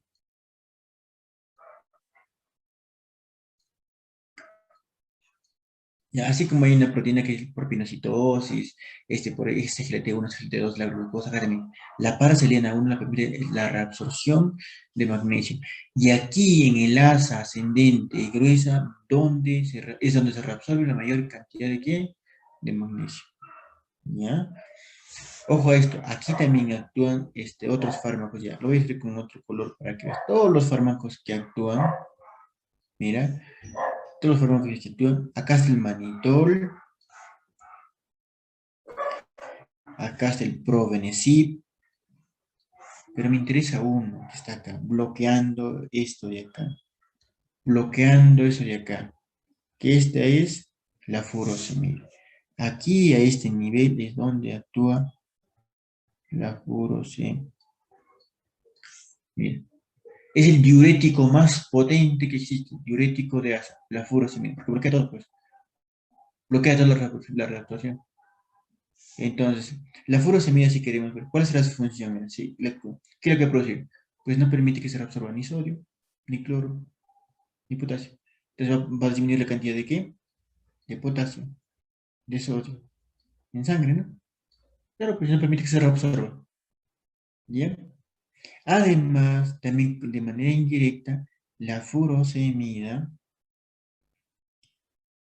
la furosemida, permite el aumento o disminuye,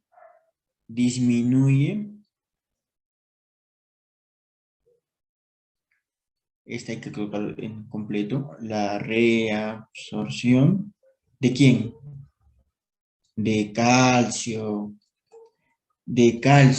es la furosemida que es. Disminuye la reducción de calcio.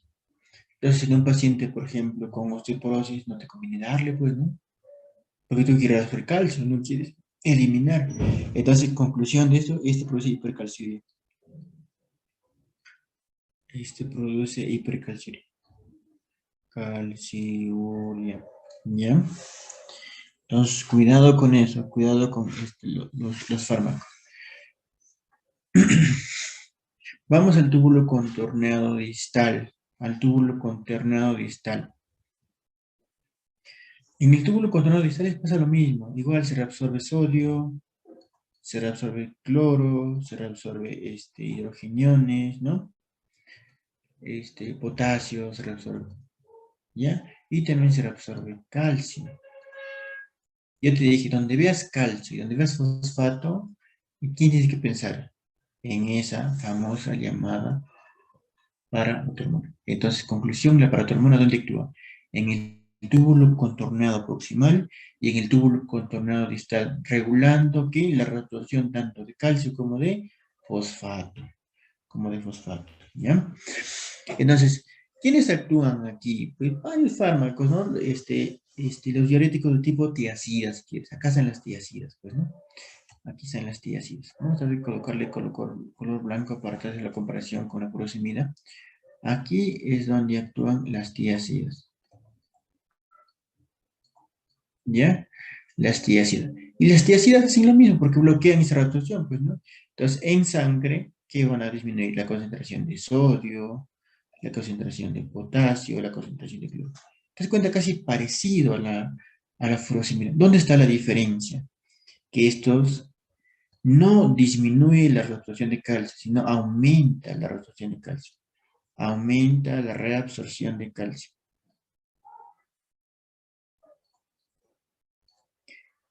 Aumenta. Entonces, si aumenta esto, pues el tratamiento efectivo, ¿no? ¿Para qué? Para un paciente que tiene osteoporosis. Le das sus tiacidas y vas a ver que aumenta la absorción de qué? La reabsorción de quién? De calcio. Pues es el diurético de elección en un paciente con osteoporosis, pues, ¿no? El diurético de elección. Entonces, esa es la diferencia. Ahora, si comparamos en potencia, si bien es cierto, la furosemida es el diurético, porque es un diurético de ácido, el diurético más potente. ¿Por qué potente? Porque va a tratar de eliminar media cantidad de volumen. Pues es más potente. Pero si a ti te dicen, cuál es la causa, cuáles son los diuréticos que causan, más, pérdida de sodio, pues obviamente esta es la tiacida, ¿no? La tiacida. La tiacida, la tiacida es el diurético que causa, mira lo que estoy escribiendo acá, más hiponatremia. Más hiponatremia. Ojo a eso. Y por ahí dicen, ¿quién causa más hipocalemia? Dicen que es la furosemida. Escrito está, no tanto, ¿ya? Pero eso sí es más seguro. Ese de acá. ¿Cuál es el diurético que produce más hiponatremia? Lo ha escrito un montón de libros, y que por la pregunta también, pues, ¿no? Es el diurético que produce más hiponatremia. ¿Quién es? Las tiacidas. Pues es el diurético de la osteoporosis. Ya. Importante entonces esto que está acá. Y este es hipotónico, mira. Este es hipotónico. ¿Ya? Entonces, vamos a ver el siguiente. El siguiente, el tema a tratar es el túbulo colector. ¿Qué pasa con el túbulo colector? Vamos a ver. El túbulo colector tiene dos. Uno es el cortical, otro es el medular. El túbulo cortical, pues, que está en la corteza, y el medular está en la médula. Simple, ¿no? Entonces, ¿qué pasa? Primero vamos a ver qué reabsorbe. Acá y pues obviamente, mira, te voy a explicar cómo, qué es lo que pasa. Obviamente acá es el intersticio y acá está pues el túbulo, ¿no? La luz en este caso, la nefrona. Porque ya primero va a formar parte de la orina. Entonces, acá lo que se reabsorbe, ¿sabes qué? En ese mismo momento, simultáneamente. Pero así como se reabsorbe sodio, ¿qué elimina? Un potasio y un hidrógeno. Eso es lo que pasa aquí. Además, hay otros canales independientes. Hay otros canales independientes que también reabsorben sodio. Pero, por ejemplo, acá, este estímulo de acá, ¿quién crees que actúa acá? Estimulando acá. La señorita aldosterona, pues, ¿no? La señorita aldosterona. Va a actuar en este caso, acá hay que colocarlo, ¿no? Que hace esto, ¿no? La aldosterona, ¿qué es lo que hace? Este,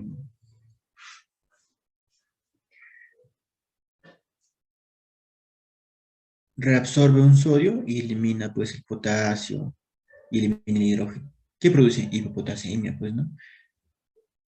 ¿Y qué más? Porque está eliminando hidrogeniones. ¿Qué crees que va a pasar? Pues una alcalosis metabólica, ¿no? Una alcalosis metabólica, una acidosis tubular. Y ahí viene otro punto importante que no te he dicho aún. En el túbulo contorneado proximal, para mí es de todo lo más importante el túbulo contorneado proximal. Tiene un montón de funciones. Y si nos quedamos acá, vamos a ver más. El túbulo contorneado proximal, aparte de todo lo que te describí, tiene una función todavía. ¿Sabes cuál es la función? De acá, hay que colocarlo acá, ¿no? La función es así. Amoniogénesis. ¿Ya? Es su función. ¿Sabes por qué? Porque la amoniogénesis se ve así, mira, ve. Este es un aminoácido que es la glutamina. Glutamina produce ¿qué? NH3. NH3. ¿Qué va a pasar? Este NH3 es en los que lo fabrica el túbulo contornado proximal. Y adivina qué. Este NH3 se produce acá, normal, ¿no? Va todo, la nefrona, tubo contorno proximal, este tubo contorno proximal pasa, y se produce, pasa el lazo descendente, el lazo ascendente, túbulo contornado distal, y llega el túbulo, a nivel del túbulo, ¿qué? Túbulo colector. Y se encuentra este hidrógeno que lo están eliminando, pues, ¿no? Acá se encuentra el NH3. ¿Y sabes qué pasa? Con este de acá, pasan a formar, ¿qué cosa? NH4. Y así de esa manera se genera la amoniogénesis. ¿Ya? Es un ácido, acidifica, acidifica la orina o ¿qué más hace? Es una alcalosis metabólica, ¿no? Estás perdiendo, pues estás perdiendo hidrogeniones, ¿ya? La amoniogénesis también la función del túbulo coronal proximal. Entonces la aldosterona actúa acá, pues, ¿no? Actúa así. Este, y como te mencionaba hace un momento, ¿no? Hay otros fármacos que actúan, perdón, hay otros maneras también de canalcitos acá, canales que actúan también reabsorbiendo sodio, ¿no? Obviamente. Los que son independientes a esto. Entonces, ¿quién actúa aquí? ¿Quién es el que actúa aquí? ¿Qué fármacos actúan aquí? Pues aquí actúan antagonistas de los receptores de aldosterona. ¿Quién está allí? Espironolactona. Espironolactona, ¿no? Es que es un diurético También se utiliza como antifibrótico del remodelamiento, ¿no? De este vascular o ventricular, cardíaco, mejor dicho, ¿ya? Dependiente de la dosis también. Si tú sabes que es el aldosterona y sabes que la espironolactona bloquea la aldosterona, pues va a ser un efecto contrario, ¿no? Por ejemplo, acá va a impedir que absorba sodio, y eso sodio va a eliminarlo más, y pues hiponatremia, pero permite que no se elimine que el hidrógeno y el potasio, de manera que por eso la espironolactona eran diuréticos ahorradores de potasio. ¿Por qué? Porque no me permite la eliminación de potasio, pues, ¿no? Y que en los canales acá, obviamente también hay otros, pues, ¿no? Que actúan, por ejemplo, el amiloride, el triamtereno, ¿no? Triamtereno. Hay una pregunta, ¿dónde actúa la canrenona o canrenato? La canrenona, pues, nada más, y no es nada más y nada menos que el principio activo ¿de quién? Del espironolactona. El principio activo es la canrenona. Ujú. Ojo a eso, ojo a eso. Entonces, ahí es donde actúan todos los fármacos a este nivel, bloqueando cada uno de estos canales a nivel de reabsorción de diferentes iones, ¿no? Es a nivel del túbulo colector cortical. A nivel del túbulo colector medular, yo te había dicho primero, que hay un medio hipertónico que va a generar el mecanismo de contracorriente, pues la reabsorción de dos sodios, un sodio, un potasio, dos cloros, y por la impermeabilidad al agua del asa ascendente, gruesa y delgada, ¿no? Eso te dije. Entonces, pero ¿quién actúa acá? Hay una, primero que reabsorbe acá, primero que reabsorbe, pues reabsorbe agua, porque hay canales, mira, este es bien interesante, cómo funciona eso de acá. ¿Qué pasa? Acá hay canales de aquaporinas, ¿sí? Aquaporinas, canales tipo 2, así, canales de aquaporinas. ¿Cómo es eso? Esos canales solamente reabsorben ¿qué? Agua. Solo reabsorben volumen. Ojo a eso. Es la diferencia entre el túbulo cotonado cortical. ¿Por qué pasa? Si tienes acá un medio hipertónico que ha sido generado por las asas, en este caso la asa de Henle, ha generado un medio hipertónico. ¿Qué pasa si yo abro este canal y afuera encuentro un intersticio hipertónico? Pues va a jalar agua, ¿no? Ese intersticio hipertónico va a jalar agua. Entonces, solamente es suficiente que me activen o se abran esos canales de evaporinas 2 para que al agua se reabsorba. Es una reabsorción de volumen independientemente de qué, de la osmolaridad, en este caso, ¿no? Solamente depende del intersticio hipertónico, pues que regula volumen, pues que regula volumen, ¿ya? Importante eso. Entonces, ¿pero quién actúa acá? ¿Quién me activa esos canales de coporina? Es una hormona, que es producida a nivel del núcleo supraóptico y paraventricular del hipotálamo, vasopresina o antidiurética. La hormona antidiurética es la que actúa a ese nivel, obviamente liberando un montón de mediadores, ¿no? Mediadores. Entonces, me abre este canal de las coporinas para que en medio de un intersticio hipertónico, se reabsorba agua. Se reabsorba agua. Solo se reabsorbe agua independientemente de quién, del sodio. Porque todas esas cosas te das cuenta, mira, acá reabsorbe agua, sodio, acá reabsorbe agua, como segundo reabsorbo sodio. Pero acá no es así, pues acá solamente reabsorbo abro los canales y pum, solo reabsorbe agua. ¿Ya? Solo se reabsorbe agua. Interesante. Vamos a los péptidos natriuréticos atriales, llamado también cardionatrina, pregunta del resultado médico 2016, ¿no? ¿Qué es lo que pasa? Los péptidos natriuréticos, tanto atriales, cerebrales, ya, auriculares. Pero bueno, los centrales son los mismos que los auriculares. También se dice que a nivel de la anterior también se produce los vasos sanguíneos.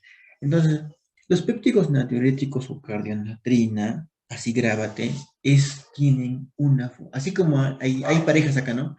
Prostaglandinas, angiotensina 2, óxido nítrico e indotelinas.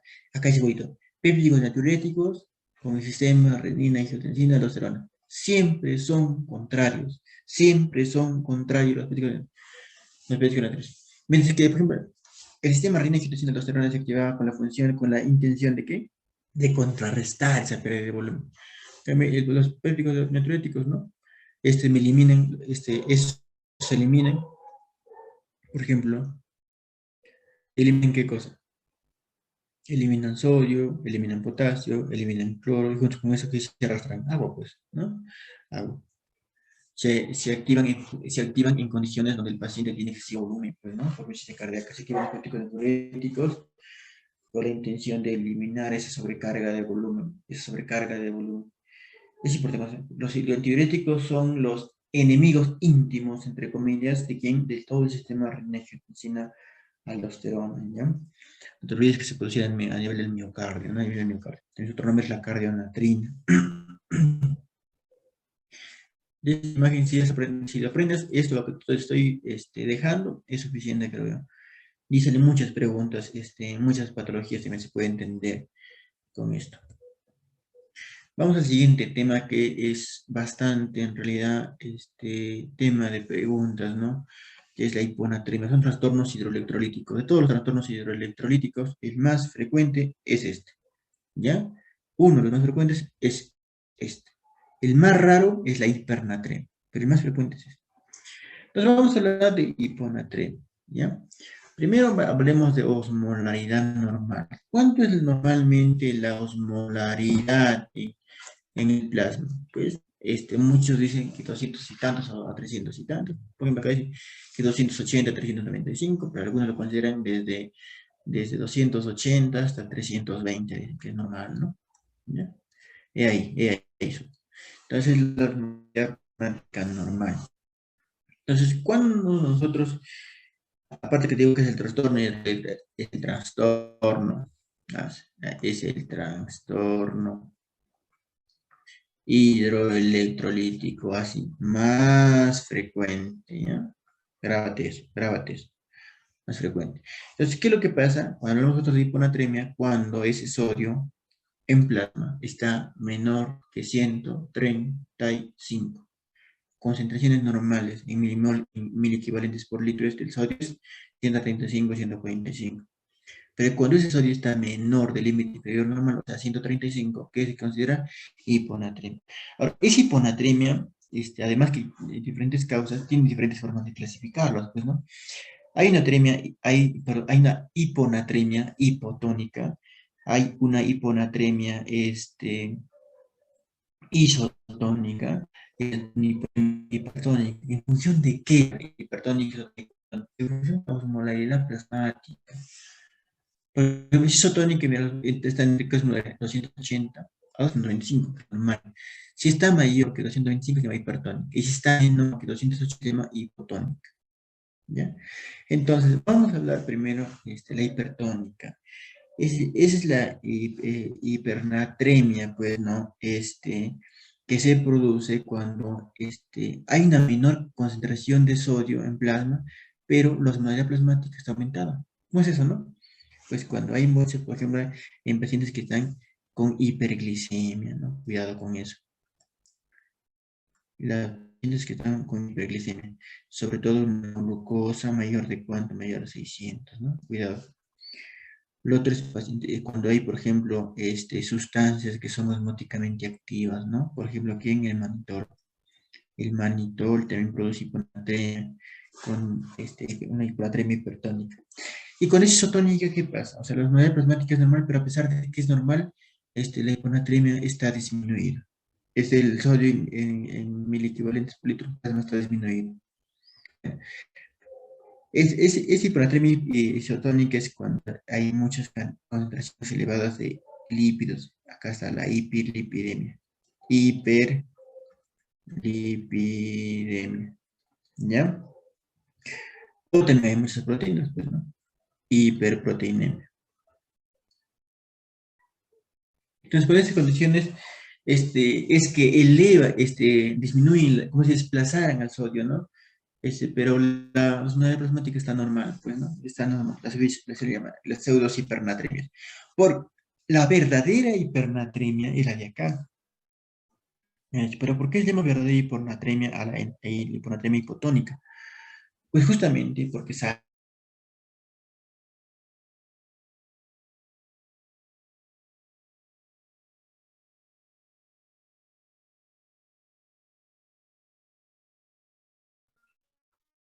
que multipliques por sodio es 140, ¿no? Tienes 280 ya. Entonces, la mayor cantidad de la osmolaridad plasmática, ¿de quién depende? Del sodio, es lo que te quiero decir al final, del sodio, ¿ya? Es por eso que cuando el sodio cae, debe estar pues la osmolaridad plasmática también disminuida, ¿no? Por ejemplo, una anemia verdadera. Pero ¿qué sentido tiene de que el sodio caiga en sangre si es que y tienes una osmolaridad plasmática de 320, por ejemplo, 6 hipertónica? O sea, no es en realidad esa hiponatremia, no es hiponatremia verdadera, ¿no? ¿Ya? Entonces, hay diferentes formas de clasificar la hiponatremia hipotónica, que es la verdadera hiponatremia. Es la verdadera hiponatremia. Entonces, depende del volumen, ¿no? Por ejemplo, si el volumen líquido extracelular está disminuido, ese volumen de líquido extracelular está normal, o ese volumen de líquido extracelular está pues aumentado, ¿no? Va a depender de eso para enfocar los tipos de hiponatremias hipotónicas o hiponatremias verdaderas. Entonces, vamos primero. Aquí vamos a ver, mira, es un cuadro interesante, bastante didáctico para entender las hiponatremias hipotónicas. Mira, esto de acá son las concentraciones de sodio en orina, ¿ya? Concentraciones de sodio en orina. Mira, ¿qué lo vamos a ver? Cuando hay pérdidas extrarrenales, cuando hay pérdida de volumen, o sea, el volumen del líquido celular está disminuido, puede ser por pérdidas extrarrenales o renales. ¿Cómo sé yo? ¿Cómo son? ¿Qué es extrarrenal o renal? Pues las extrarrenales, como no se está perdiendo sodio por orina, pues el sodio en orina debe estar menos de 20. No va a estar eliminando sodio por orina. Perdón, no va a estar, sí, no va a estar eliminando sodio por la orina, pues por eso es que es menor de 20. Mientras si es el fallo renal, ahí comienzas a eliminar, pues obviamente, sodio por la orina, ¿no? Puede ser que el sodio es mayor de 20, incluso algunos es mayor de 40, ¿ya? Entonces es así, ¿no? Así es como funciona esto. Entonces vamos a ver. Si es extrarrenales, acá pues puedes ver pérdidas digestivas, por ejemplo. O sea, de manera que, porque el volumen está abajo, es lema hipovolémica, te meten de acá. El volumen está bajo y encima el sodio también está bajo. Significa que las pérdidas digestivas probablemente, ¿no? Acá están, por ejemplo, las famosas diarreas, pues, ¿no? Las famosas diarreas que producen una hiponatremia hipotónica o verdadera de tipo hipovolémica, ¿ya? De tipo hipovolémica. El paciente acá pues estará taquicárdico con frecuencia, perdón, taquicárdico con presión arterial baja, ¿no? Chocado, muchas veces, muchas veces. Otros son los tipos de pérdidas que se encuentran a nivel cutáneo, ¿no? Muchas veces con sudoración intensa, pacientes que tienen problemas con la piel, como por ejemplo quemaduras, eso, quemaduras extensas, que van a perder demasiado volumen por pérdidas insensibles.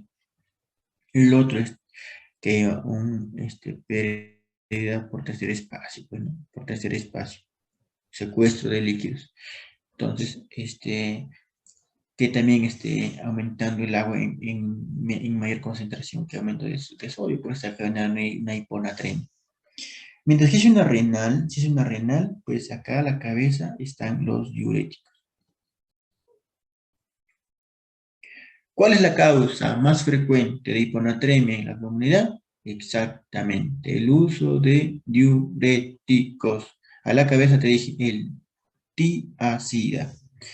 Entonces, ¿quién más están aquí? La nefropatía pierde sal, por ejemplo, pues, ¿no? La nefropatía pierde sal. La nefropatía pierde sal. También está aquí, ¿ya? Otro que está aquí es la disminución de, por ejemplo, los mineralocorticoides, ¿no? La disminución de los mineralocorticoides, ¿ya? Entonces, esa es la central. ¿Cuál le han preguntado? Esta de acá te han preguntado en algún momento por ahí, en un punto de banquito, ¿ya? Lo otro es cuando el volumen del extracelular está normal. Se llama normovolémica. ¿Por qué? Porque no ha perdido volumen, está normal, no está chocado, no está con síntomas, nada de ese paciente. Nada, nada. Entonces acá también puede ser, con ese paciente, por ejemplo, le das demasiada agua exógena, ¿no? Le das demasiada agua que consume ese paciente y toma más agua que sodio, obviamente. Suministro de agua exógena. Suministro de agua exógena. ¿Ya? Y si sabes que ese suministro de agua exógena está normal, sea, no hay falla renal, nada, esa orina va a estar, pues, con una osmolaridad, la osmolaridad urinaria va a estar menor de 100 es la osmolaridad urinaria, ¿ya? Menor de 100 la osmolaridad urinaria. ¿Por qué? Porque como estás tomando demasiado oxígeno, pues tomas agua y tu riñón lo elimina, tomas lo eliminas, ¿no? Porque sabes que tu riñón no está funcionando correctamente y está entendiendo que tienes una sobrecarga de volumen y tienes que eliminarlo, pues, ¿no? No hay daño renal. Por ejemplo, ¿quiénes están aquí en su menú de agua cuando le das a ese paciente? Por ejemplo, acá está la polidipsia psicógena. ¿Perdón? Polidipsia psicógena. Polidipsia psicógena. Acá está la polidipsia psicógena. Inicialmente cuando me voy a revisar esto, decía, no, pues no es un caso frecuente, es un caso raro, que nada más sabe. Pero es importante conocer, porque hay por un año en artículos donde se ha descrito que para los tipos de pacientes, por ejemplo, que han complicaciones severas, como por ejemplo como una herniación, herniación pontina, un reciente pedúnculo, este, adivina quién son los más frecuentes que hacen de este tipo de herniación, complicaciones que es una complicación severa que puede morir. Pues los pacientes que hacen complicaciones psicógenas, sobre todo cuando el cuadro es agudo, ¿no? Cuando el cuadro es agudo, hacen una hiponatremia aguda. Ahora vamos a hablar de eso. La polidipsia psicógena están también cuando el paciente se le da demasiado líquidos orales, pues, ¿no? Líquidos orales, obviamente terapéuticos, te estoy refiriendo, líquidos orales terapéuticos, o también líquidos, una exagerada suministración de líquidos no orales, sino endovenoso, ¿no? Pero cuando el paciente, en cambio, no está con, con un episodio urinario mayor de 20, pues lo primero que debemos sospechar es en un SIGA. Lo primero, y es ley, ¿eh? En un SIGA. Síndrome de la excreción inadecuada de la hormona antidiurética. Es ley. Y ahí viene la siguiente pregunta. ¿Cuál es la causa más frecuente de hiponatremia en pacientes hospitalizados? Exacto. SIGA. SIGA.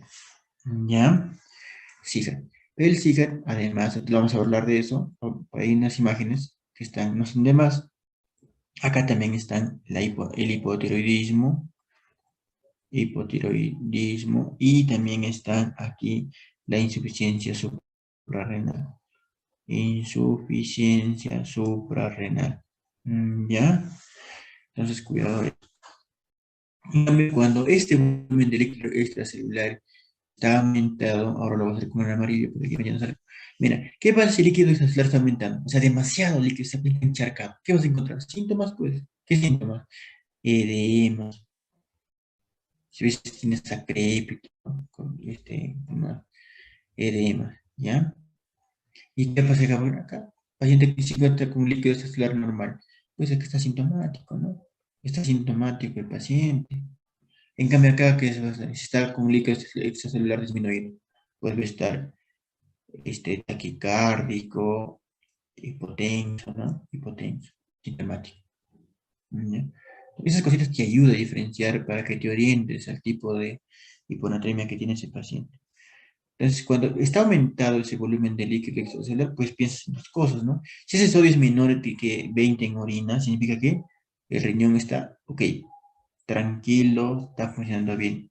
Entonces acá coloca zinc, falla, renal. Y acá cuando saca con mayor de 20, el riñón ya pues está fallando, ¿no?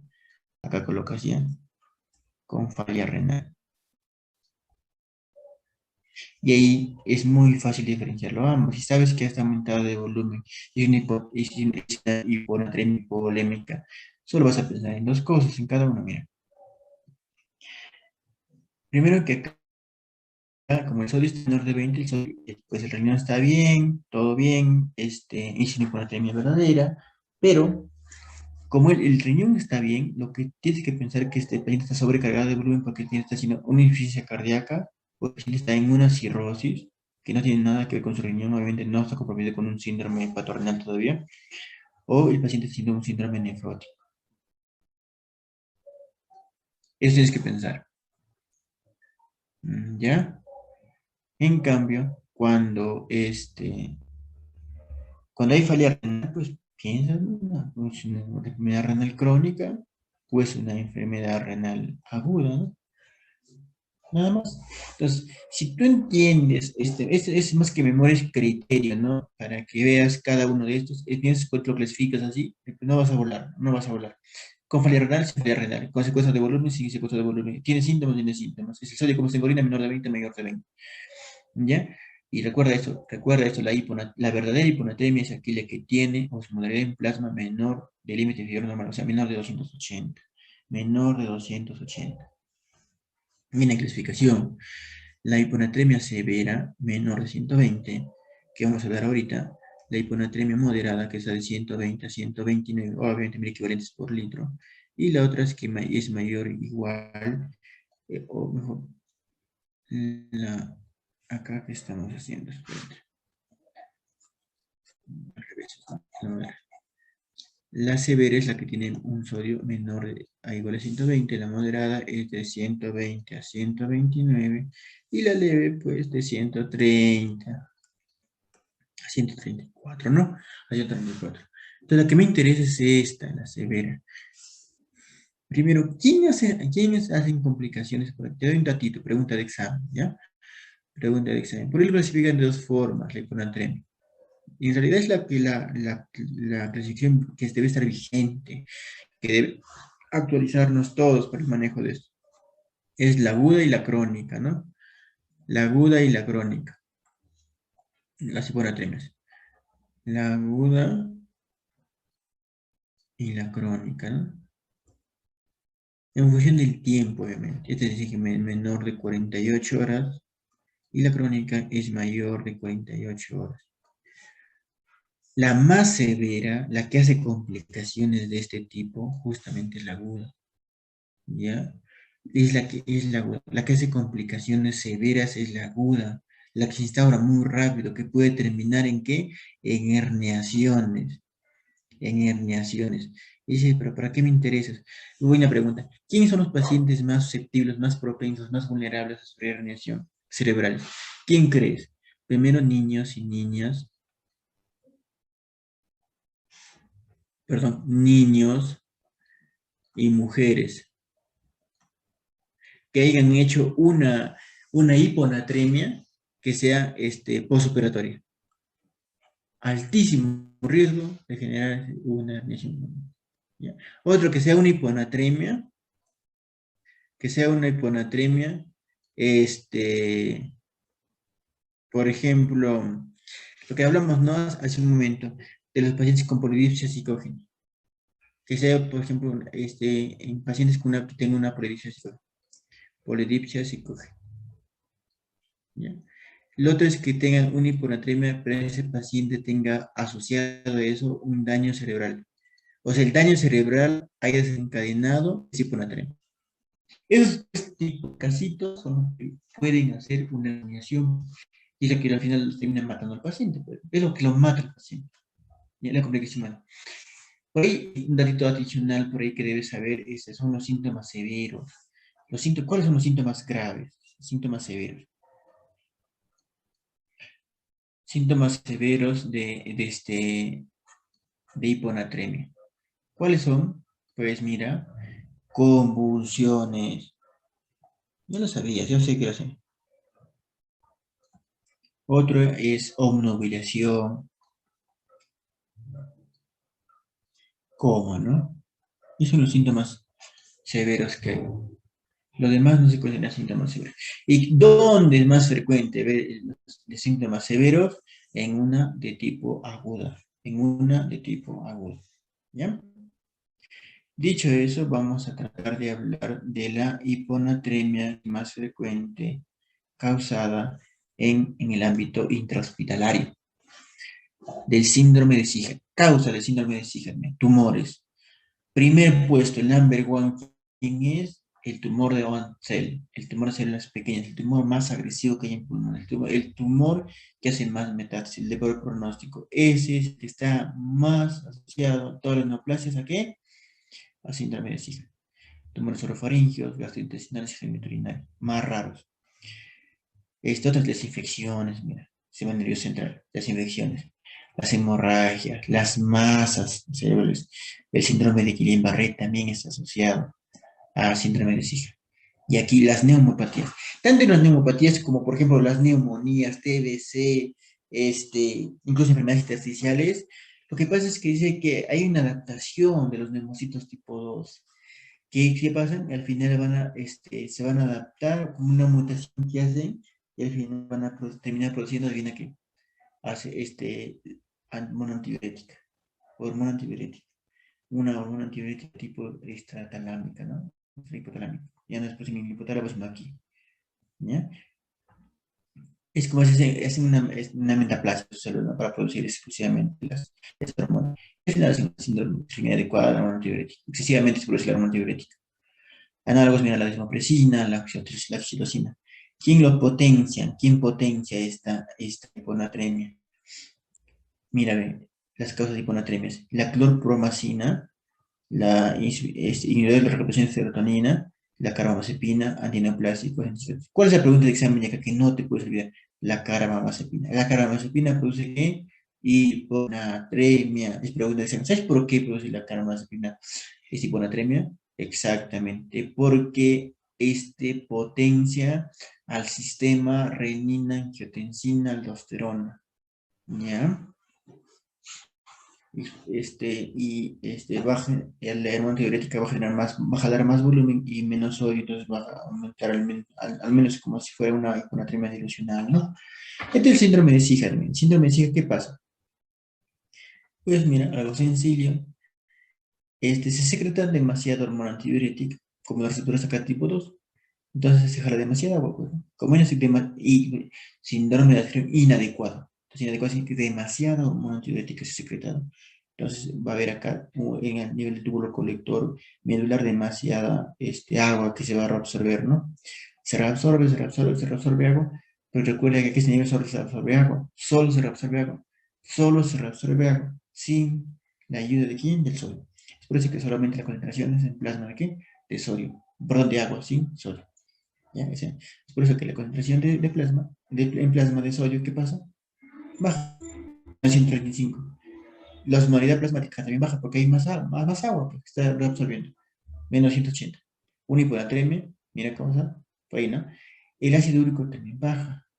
Pero lo que no te debes olvidar que es el volumen de líquido extracelular está normal. Si sabes eso, el volumen de líquido extracelular está normal, ¿qué va a pasar? Ese paciente no tiene ¿qué? Edemas. No tiene edemas, es la pregunta del examen que he venido. No tiene edemas, ¿ya? Pues está normal la secreción de cortisol también, y leucina y el estrado pulmonar también se mantiene constante. Porque le falla dónde está acá, ¿ya? Y el sodio en orina, ¿qué va a pasar el sodio en orina? Pues está concentrado, porque aumenta, ¿por qué? Porque solamente reabsorba agua, y el sodio reduce que se va de orina, por eso es que el sodio en orina aumenta más de 20. Y la osmolalidad urinaria también me aumenta, ¿por qué? Porque el sodio aumenta, ¿no? Es sencillo de aprender, es sencillo de aprender. ¿Ya? Vamos a ver a la siguiente. El tratamiento, ¿cómo está? El recuento del Farras, si quieres le das una vueltita. Hay sobre todo unos fármacos, ¿no? Por ejemplo, aumenta la secreción de ADH, mira. Por eso te decía que producen hiponatremia. Una pregunta recientada, no me acuerdo de qué año, 2017 creo que es. Que producen la carbamazepina, te preguntaba. Otra pregunta también que hubiera venido es el haloperidol, ¿no? El haloperidol, que induce sija, por si acaso. Te dejo para que lo revises. Ahora, el tratamiento de la hiponatremia, ¿cómo es que va a ser, no? Primero es que va a ser el paciente si es asintomático, pues es crónico. A mí los asintomáticos son crónicos. Y la clínica de la hiponatremia va a depender también del grado de instauración o del tiempo de instauración que tenga. Va a depender de eso. Entonces, primero calculamos el déficit pues, del sodio, ¿no? ¿Cómo se calcula? Pues el agua corporal total por el sodio deseado, menos el sodio deseado, menos el sodio real que tengo, ¿no? Real que tengo. ¿Ya? Y ya sabes que el agua corporal total aquí es igual a 0.6 por quién por el peso. Los calculas. Entonces, si el paciente está deshidratado después que el CAS ya es calculado esta fórmula del déficit de sodio, ¿qué es lo primero que dice? Tu lógica tiene que darte a pensar, pues si está deshidratado, reponer volumen. Acá lo primerito que vas a hacer es reponer el volumen. ¿Con qué repongo volumen? A pesar que es un paciente hiponatrémico, no se te ocurre colocarle un suero salino hipertónico. Siempre, siempre es con el suero salino fisiológico, el 0,9%. Con eso se repone si el paciente está deshidratado. ¿Ya? Una vez que has regulado volumen, te vas a regular plasma. Recién ahí, ¿ya? Y ahí usas ya pues el suero salino hipertónico para regular osmolaridad, en este caso el sodio durante el sentido. Y hay una ley por ahí que dice, ¿no? Nunca, no subir el sodio más de qué, más de 10, y es pregunta de examen, más de 10 mil equivalentes por litro en 24 horas. No puedes hacer eso. O la otra es que más de 1.000 equivalente, que es casi similar, por litro en una hora, ¿no? O más de, más de cuánto? Más de 18 mil equivalentes por litro en 48 horas. No se debe hacer eso. O sea, no puedes bajarlo el sodio, perdón, elevarlo, por ejemplo, está a 120 a 130, elevarlo en menos de 24 horas. No se puede, no se debe hacer eso. ¿Por qué? Porque una corrección aguda lleva una complicación severa. Si lo corriges muy rápido, ese déficit de sodio lleva a una complicación severa. Es eso de acá. A una complicación severa. A una complicación severa que esta es la acá. Este de acá, ¿no? Esto de acá. ¿Qué es esto? Síndrome de desmielinización osmótica. Que pues, consiste en una miranolisis continua, ¿no? Puede ser paraplegia, cuadriplegia, disartria, etcétera, etcétera, ¿no? Entonces, factores de riesgo más importantes es una corrección rápida del déficit de sodio, o sea, la hiponatremia. ¿Ya? Cuidado con eso. Si el paciente está asintomático, te va a dar tiempo, pues, no que lo manejes. Está hipovolémico, ¿qué va a hacer este hipovolémico? Puedes rehidratarlo, ¿no? Tienes que hidratarlo. Ya te dije, hidratar con suero salino y ya, pues, y si quieres le repones ya, dependiendo, ¿no? El paciente, como está asintomático, puedes colocarle por vía oral nomás, ¿no? En cambio, si es euvolémica, por ejemplo, como se hija, ¿qué va a hacer? O una polidipsia psicógena, restricción de líquidos. Pues, restricción de líquidos. Si sabes que el riñón está bien, todo está bien. Solo que tienes demasiado líquido. Restricción de líquido. Y su dieta, dieta, casi más importante. ¿Cómo debe ser la dieta? Poco sodio, disminuir el sodio, aumenta. Normosódica, ¿no? No es necesario darle una dieta hipersódica. En cambio, si es hipervolémica, que ahí está más renal, está síndrome nefrótico, renal aguda, renal crónica, ¿no? Insuficiencia cardíaca. Ahí tienes que restringir también líquidos. Restringir líquidos. ¿Y qué más? Y una dieta hiposódica. Dieta hiposódica. Acá sí. ¿Ya? Así es como se debe manejar una hiponatremia, ¿no? Una hiponatremia. ¿Ya? Bien, chicos, hasta acá llegamos, son 2 horas. La próxima clase ya les aviso cuando continuamos. Lo demás es más práctico, más fácil. Vamos a hacer las patologías que muchos ya lo conocen de ustedes.